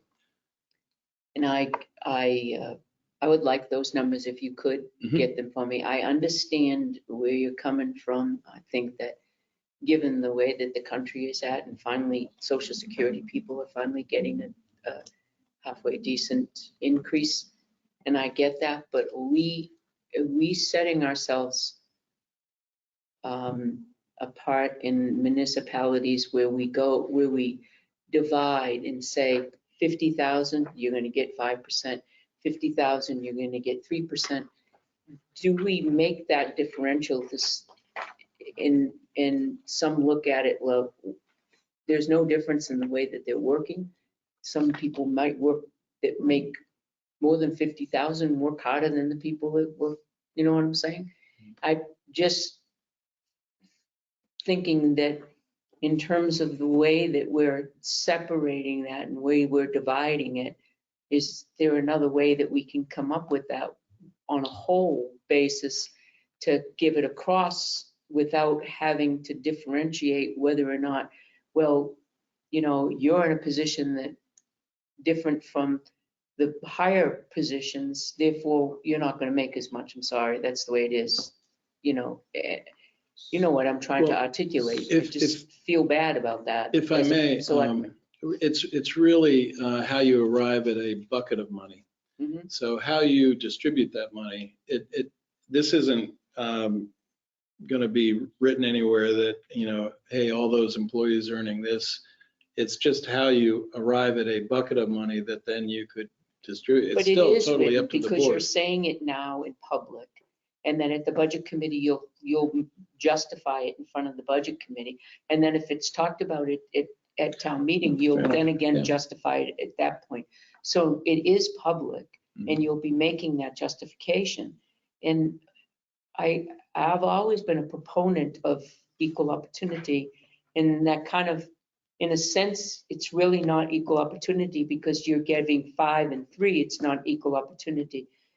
Maybe, could we possibly, this is my own personal feeling, because I've always come from a corporation where it's been equal opportunity, and they found a way straight across the board. When we were talking a few weeks ago about people coming in to the PD, how are we going to justify people on a lower tier, getting them up to par with the people in the area? I get that. I'm on board for that. I have no problem with that in what the economy is right now. But I want to be equal about it across the board. I don't want to just say, you're going to get 5, you're only going to get 3. So what, You know, Pat, it gets down to, as long as you keep doing percentages, you're never going to go and be Well, then equal maybe for- there might be a different way other than percentages, and that's what I'm trying to say, John, which is a good analogy. So this is part of the conversation that this board is going to have when we look at the employee handbook and we look at the way we're going to, it's a discussion that you had when we were giving merit increases back in July. Mhm. So that maybe it's not 3 and 5, maybe it's 4. I don't know. Mhm. And then, but in that conversation about how we going forward, you're going to look at giving people merit. That happens in that discussion with the board, and you deal with it then. And so I don't know, so maybe the answer is split the, maybe make it 4%. Yeah, I'm hoping that the two of you will talk and come up with it, because I don't know what the answer is. And I know I'm just hoping that you might be able to Yeah, come up with but something she that, does make a good point. Yeah, because it's people certainly think understandable. 3 and 5 Right. and I just, I like the concept. I'm on board with that. I'm totally on board with it. I just. that may be a discussion, not it, Right. Mhm. Right. offline. Yep. Yes, yep. Okay. So in any event, so this is better than what the original plan was back in July, slightly. Again, absorbing the payment for the PD, absorbing the increases in sanitation, and then just the other increases in the course of business. I think, it's held pretty well, and still allowing for a vehicle to be purchased out of this budget for 2022, and hopefully from that point forward every year. So. Yep. Is there anything else the board would like me to review in this budget, or? You do a great job every year, Tim. Seriously, you've been our backbone on this for years. You do a great job. Well, and if there's any other data or if you want any other information, anything, just, please call me or drop me an email, and be happy to go through it. Thank you, Tim. Thanks, Tim. Thanks. Thank Thanks, you. Tim.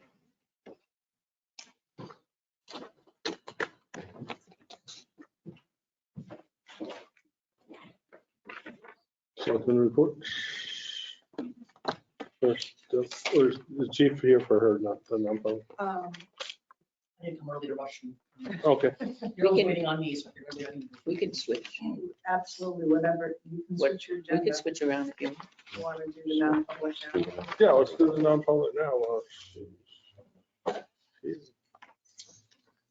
And see where we are at the end. All right. So, that means I have to make a motion. I make a motion to enter non-public session for RSA 91-A:3, Roman numeral 2A, the dismissal, promotion, or compensation of any public employee, or the disciplining of such employee, or the investigation of any charges against him or her, unless the employee affected, 1, has a right to a public meeting, and 2, requests that the meeting be open, in which case the request shall be granted.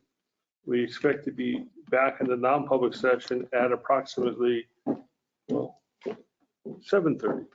Second, Second, motion second, roll call vote. Constantino, yes. Chessman, yes. Pyra, yes. Ruggles, yes. Scanlon, yes.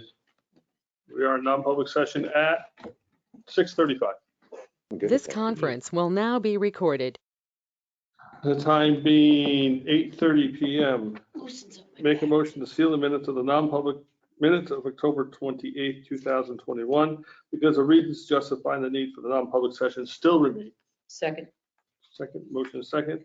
Any discussion? All those in favor say aye. Aye. Aye, opposed? None. Motion carries. It is 8:31 and we are officially back in non-public session. Public session. Public session. Public session, that's late, sorry. All right, so you have my report, the first few action items you don't need to do anything for. I think it's something we need to talk about, the stipend policy, unless you want to deal with it. Per the November 19th stipend policy, no stipends for alternates were supposed to be given. However, we are paying alternates, and those alternates are Kathy Mitchell and Ben Wadley. So in looking back through minutes and documentation, it appears that the board decided that they were going to pay the alternates, but we didn't change the stipend policy. So I just want to update that and bring that forward next week so you can sign it.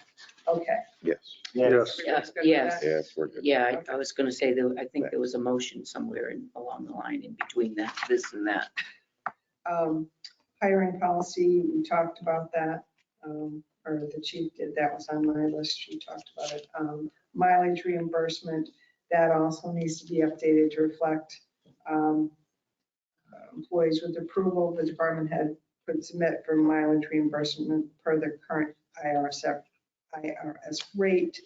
So if you're good with that, I'll update that and bring it to you next week. to take a Yes. look at. Yes. Yeah, Um, How's the form? Does the form look good? Any changes you need to make to it? And, No, it just the rate. yeah, I think you should say the purpose of the trip too. It has, Yeah. it has that Okay. on there. Yeah. So it looks good to you guys? we'll bring it in Yeah, front of take you a and look. you can look at it. So the other item is the ARPA. Everybody should have a copy of the ARPA spreadsheet. Tim and I worked on this. Tim, you feel like jump in anytime you want. So the town received $370,915 from the American Rescue Plan Act. We've already received half that amount. We have until December 2024 to expend the funds, with our first report due in April 2022. We do have general guidance with the interim final rules laid out in the Federal Register, but the final rule is due to come out in late fall. So much like other communities, we're really, unless it's something that's clearly permissible, we want to delay, just like the other communities, until we get confirmation of this final rule. So we do know for sure that the technology that you approved up here is eligible, and we've moved forward. You voted on that. The other issue that is for approval is premium pay. We probably should have talked about that in non-public, so we'll have to go back next week and talk about that. That'd be good, yeah.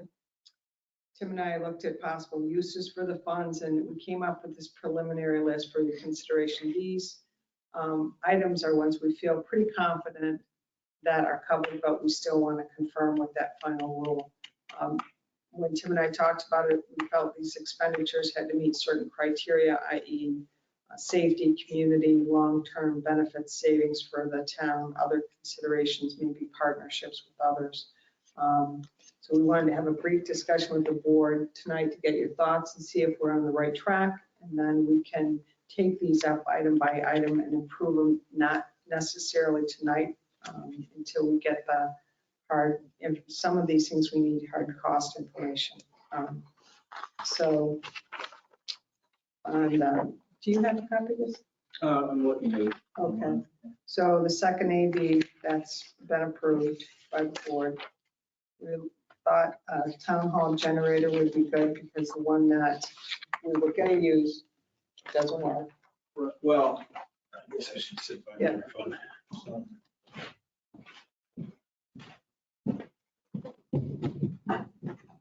So the one we moved from the old police station, which was paid for by a FEMA grant, that one, in discussing with Tim Gilbert from the fire district and also Kevin Duvall, and our electrician JP Carter, where that could go.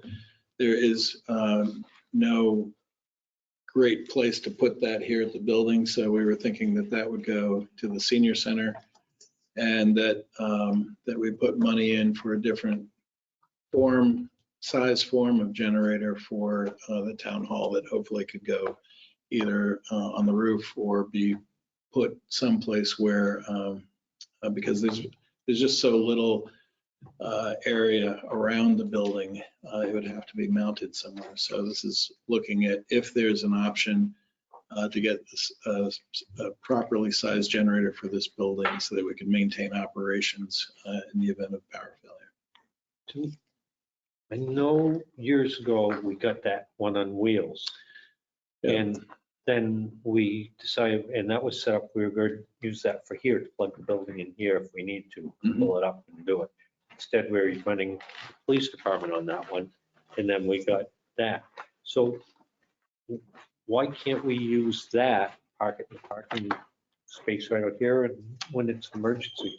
It could be used, and as you point out, we have used it in the past. It's just what we're looking for is the ability to have seamless, so you don't lose anything, particularly with technology equipment. Sometimes, you know, power doesn't just go off; it spikes on, off, and then it's out. You know, or you have some kind of series of surges or something, and even with, as you know, even with protection, that only goes so far. I mean, you know, you're still at the mercy. So the more you have, I think, in between your equipment and the power source, the better. But that's not to say that that doesn't work. It does work, and that's an option that you just have to consider. So what's that, the Public Works, what would they have? I mean, would So it be that- more appropriate to put something in Public Works under this? Well, so I think what you have to look at is, you know, the type of operation here. You could be housing other types of things here, other types of activities. Like we have the ability to run the PD software here because of the way I've got the servers set up with backing up each other. So with it would take, you know, a few minutes to do, but we could run their software here if something happened to that building, or vice versa. We could run our software over there. Not to the extent that we have the number of workstations and everything, but having this, without having this building being properly backed up. And the other thing too was, you know, we had to leave the ramp door open. There's a big cable coming in, the fumes that were at the fumes and the noise. I'm wondering, you know, shouldn't we be getting something for Public Works? If there's a tornado, there's a flood, there's high winds, there's trees down, Well, storms. Yeah, These guys have to be out there to get the roads open for the police. right. And So, you know, they need something. And that huge generator that's on wheels, I think is very appropriate for them. It's the difference of backup power versus instant on backup power. There's not a lot of technology that we have down there. Are they wired for it? Yeah, I believe they are. That was part of the original. That was part of the original grant, I think. I don't remember who was wired. I believe that one was. That would cover us in all of our facilities. Right. So senior center, you know, if the older generator went there, they have the huge towable generator there. So, and they can move it wherever they need to for that building. And then if this building is covered, you know, we've got all the buildings covered. So, and also this building, you know, because we have natural gas here, it just makes sense, I think, you know, for that type of generator. So that was that item. Thanks. You want to take the disaster recovery? Yeah, so this is really two different components. One is our servers are getting older in both the town hall and the PD. And in each location, we have a primary server and a backup server. But all 4 servers are aging. And so this was looking at replacing those servers. And we had discussed, I know when Catherine Dawson was a selectman, she had wondered whether we shouldn't have a capital reserve fund for technology at some point. And that probably would make sense, but we're going to need to, these servers would have to be replaced in the next several years anyway because of their age. And then the other component, which is even older, is all the backup and recovery gear that we have in both locations. So that all could use some updating, and that's the one area of technology that we don't have that's current on both of those. That's not to say that they're not all running properly. They are, and they're all updated, and they are. and they're protected, and they are, but they're aging. They're getting to be, the servers are getting up there in the police interceptor age, and the backup and recovery is more in the Crown Vic age. So just to kind of give it to you in vehicle speak. So that's what that is. And then the other two items we'll talk about in public next week. Lamp posts, this is in the True Green accident site. Remember, we had gotten quotes for lamp posts, and that's what that is, if it's something you decide to do. Sound system has to do with a portable sound system. You know that Liz Murray does the movies in the park, and it would be nice to have our own sound system. We do think this will qualify, and that sound system can be used for Halloween and all the other events that we're planning to have in future. So, And portable, and portable. used at the field, the island, wherever. Right. Matching grants, economic development. We haven't really ironed this out, but the idea is setting some funds aside that if a business wants to improve their facade, we might, and it costs $10,000, we might match it, but we haven't ironed out that yet. The Economic Development Committee is going to talk about that. Senior center windows. We believe that will qualify because it's a shelter, and those windows do need to be replaced, correct, Pat? Oh, yeah. They're very, very, very, very, very old. Original. Possible fourth Tahoe could be purchased with this funding. The board wants to do that. Is the ribbon blower come off? It could come off. Because we've got the. Right. I'd leave it on here just for the time being. I just want to identify the, just see how the end of the year goes here. Second floor lighting. Yeah. in the dark. Yeah, Especially, If we move over there with the big table. Right. exactly. Let's switch it to LEDs. Right, exactly. Yeah. 10 grand? well, Well- we're just putting numbers down. We- Okay, like I said, all right. we We're still waiting have- on- yeah, So we've got Josh Carter's going to give us a quote for the second floor lighting and the generator. So he's working on that. School Street exterior stair door replacement, that's behind, Double door. yeah, that's behind Tim. And I've got an inquiry into the folks who are doing the town hall assessment to make a recommendation on the doors. Include a go-to for that, just to see what the cost would be. To replace the door because it's an egress or just to build the wall? No, to replace the doors because they're not really, they need to be. Historic building, I hate to change it. Well, maybe there's a way to refurbish it, I don't know. There's a problem with them. So, If yeah. we're worried not- about history, then we've got wood panel. And then the last item was the Silver Lake Dam study. We had a discussion with the board. You remember they had come to us and asked if the town would consider giving some ARPA money to that, so we put 5,000 of that. It sounds like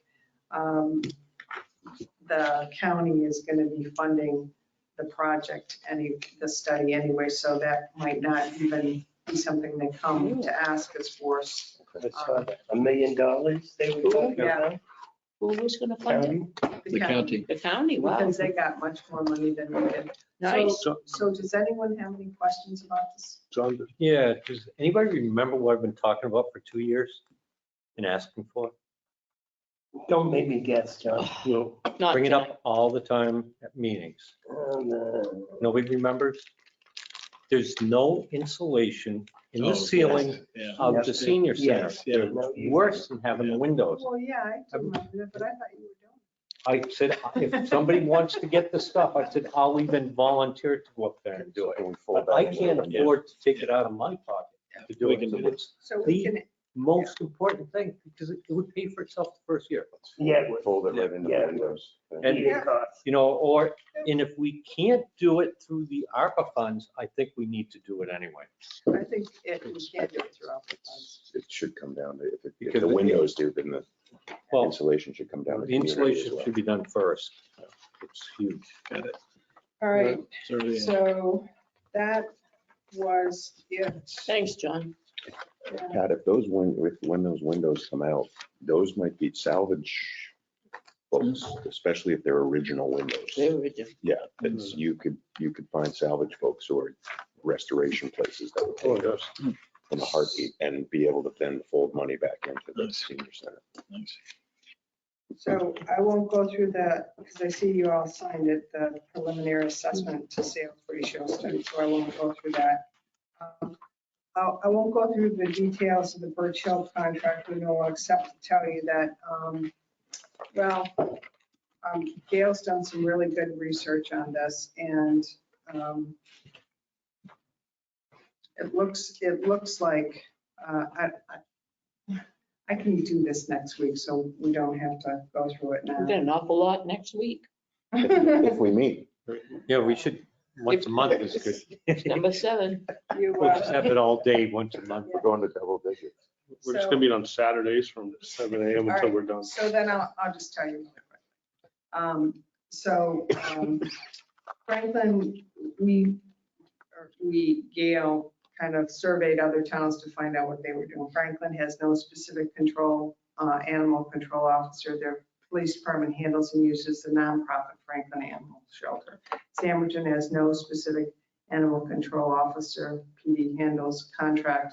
They contract with the Meredith Humane Society for $1,000 a year. Northfield has a 3-year contract with Birch Hill Kennels. They pay an animal control officer $8,100 and a confinement contract of $2,850 for a total of $10,950. Tilton has no specific animal control officer. The PD handles it. Our contract with Birch Hill, as you know, is $5,500 a year. Historically, I guess we had Officer Patton used to be our animal control officer, and he was paid a stipend, a $200 stipend a month. Moonlight Kennels is now a domestic dog training facility. They changed owners in June. That was brought up as somebody we should look at. But so now I guess they would consider a proposal and or bid, so we can talk to them about a bid. Lakeside Animal Hospital is not interested at this time. They're too short-staffed and have no boarding facilities. And the Belknap County Animal Control Services deal with animal damage control issues with dogs or cats. I should contact the local animal control officer. So really, the only other one we'd get a quote from would be Moonlight Kennels. Where are they? They are, Autumn Drive. Autumn Drive, Oh, across from the old fly shacker factory.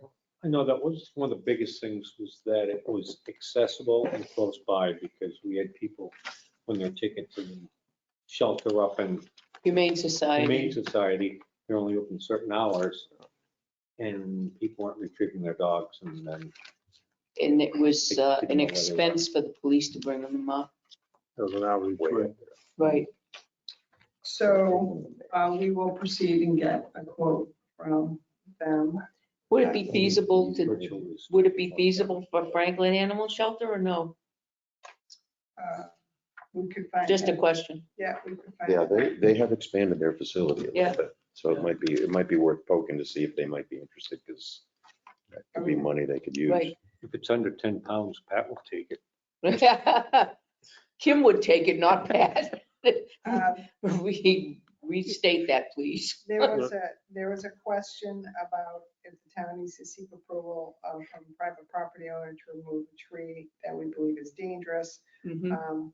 Yes, we would, and if they didn't give us the permission, then we'd have to seek kind of legal action to get it done. Mhm. So Which trees then? I don't know, somebody just asked about if there's a tree. on There was a couple of trees that Kevin had cited that, needed to Oh, like be the taken elm at down, the but Black they- Swan and. right, but they were not ours. Right. Yeah. Right. So if we can certainly approach them and say, can we take them down?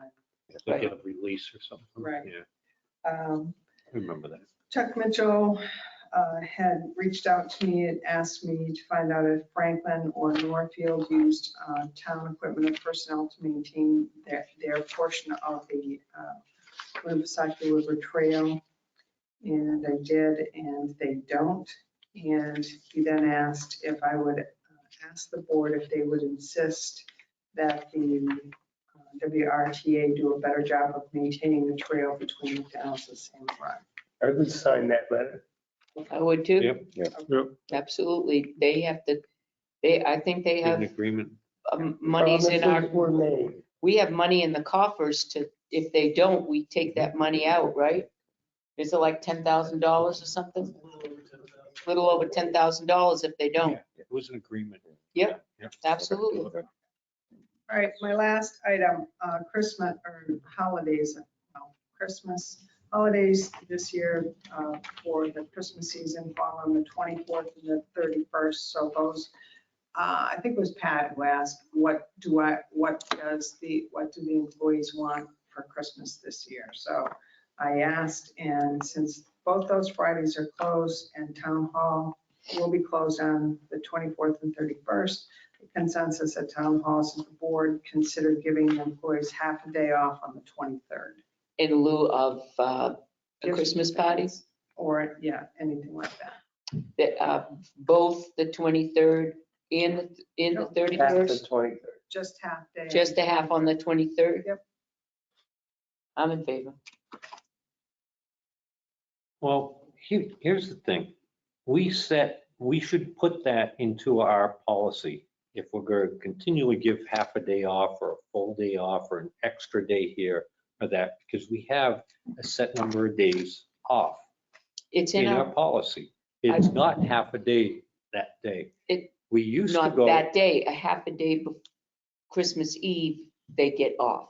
is that in there? Yes, Okay. But this is, Yeah. this is but this unique is the because day before, This because is- they already have that day. Well, let's make the policy for next year. this is unique because this year the holiday, Right. Christmas and New Year's fall on the Saturday. So traditionally the holiday, the day off would be the Friday, the day before, which would be Right. Friday. So now we're asking to really just change The day. the half day that they would normally get on Christmas Eve day. And we're just moving to the 23rd for this one time because of the way it falls. Oh, so Right. you're switching the days. Right. They'll be the Yeah. half day. It's not an So it's additional. Christmas Right. Eve and New Year's Eve.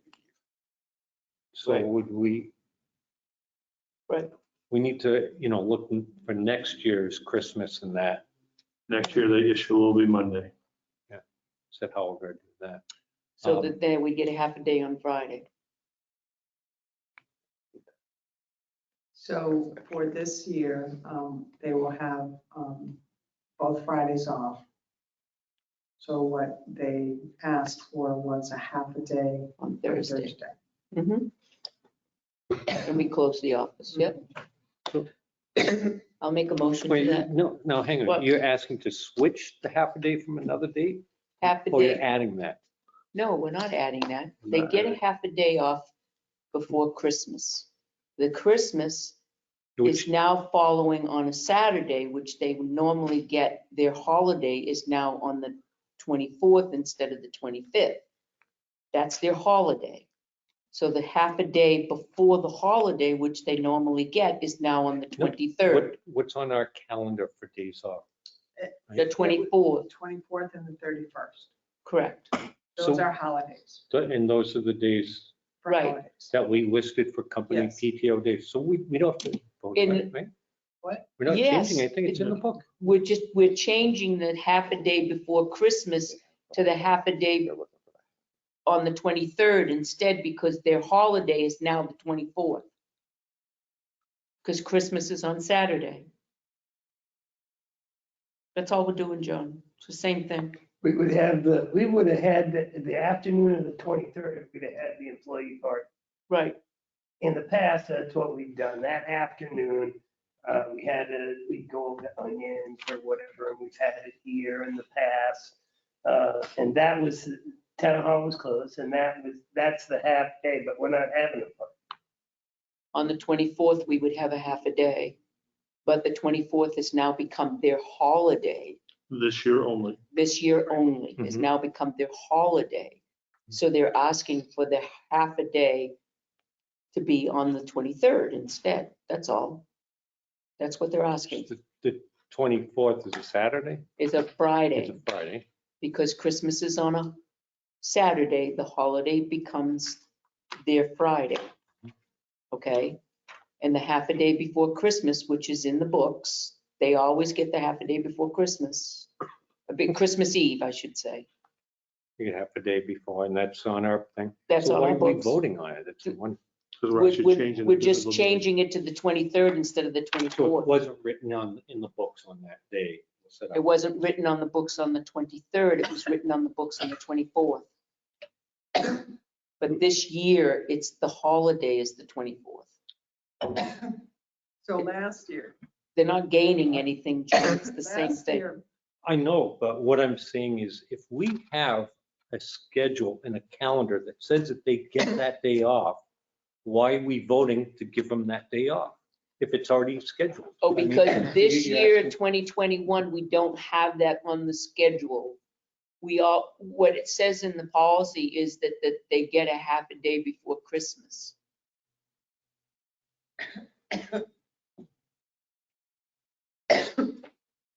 Half a day before Christmas is their holiday.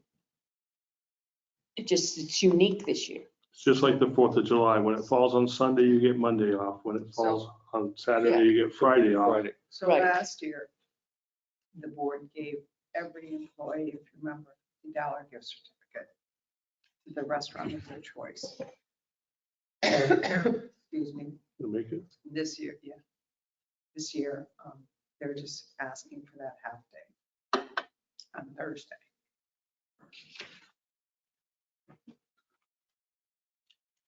Can I be an employee? So is that, do you need a consensus on that? Yeah. Well, Pat was the one who asked me to ask. Yep. I did ask. so Yep. I'm So telling you what- consensus, we need a consensus. I'm yes. Yes. Yes, Yes. Yes. All right, there you go. Okay, one more thing. I will be there.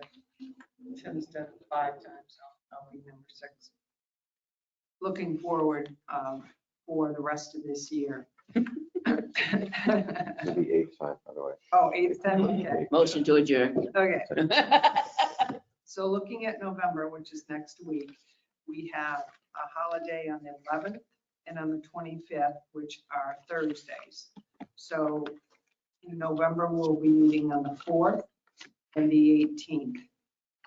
And then in December, we have 2 holidays on the 24th and 31st, which we just talked about. And what we're asking the board to consider is letting us meet, the board meet on the 2nd and the 16th. And the 23rd and 30th. So meeting on the 2nd and the 16th. And if we need to, meeting only on the 2nd and the 16th. And if we need to meet, we call a meeting. But the The point end of the year. Right. The point of it is that Tim and I have looked at everything, and we believe we can get everything to the board that needs to be done by the end of the year. But Tim and I have talked about this with what's happening with short staff, and we've got open enrollment. There's a lot end of year stuff that we have to get a lot of work done, and Tim talked to you about that earlier. There's a lot to do before the end of the year, and we spend a lot of time, I know I do, getting ready for meetings. Not saying, if there's something comes up and we need to have a meeting, we'll do it, but it would be nice if we could just get through the end of the year. All right, don't pitch it. I move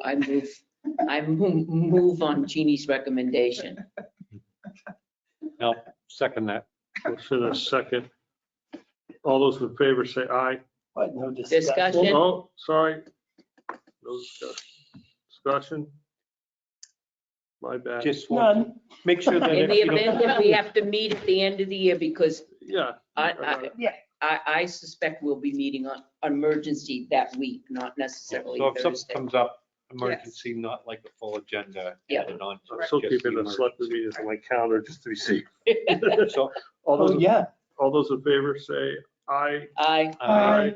Opposed, none, motion carries. I'd like to point out to Pearson that it was my pitch that did it. All right. Anything did Jeannie Ken pitch wants, it too? Jeannie gets. A little bit. The time being 9:01, we have yet to go through selectmen reports. So I asked this question. No.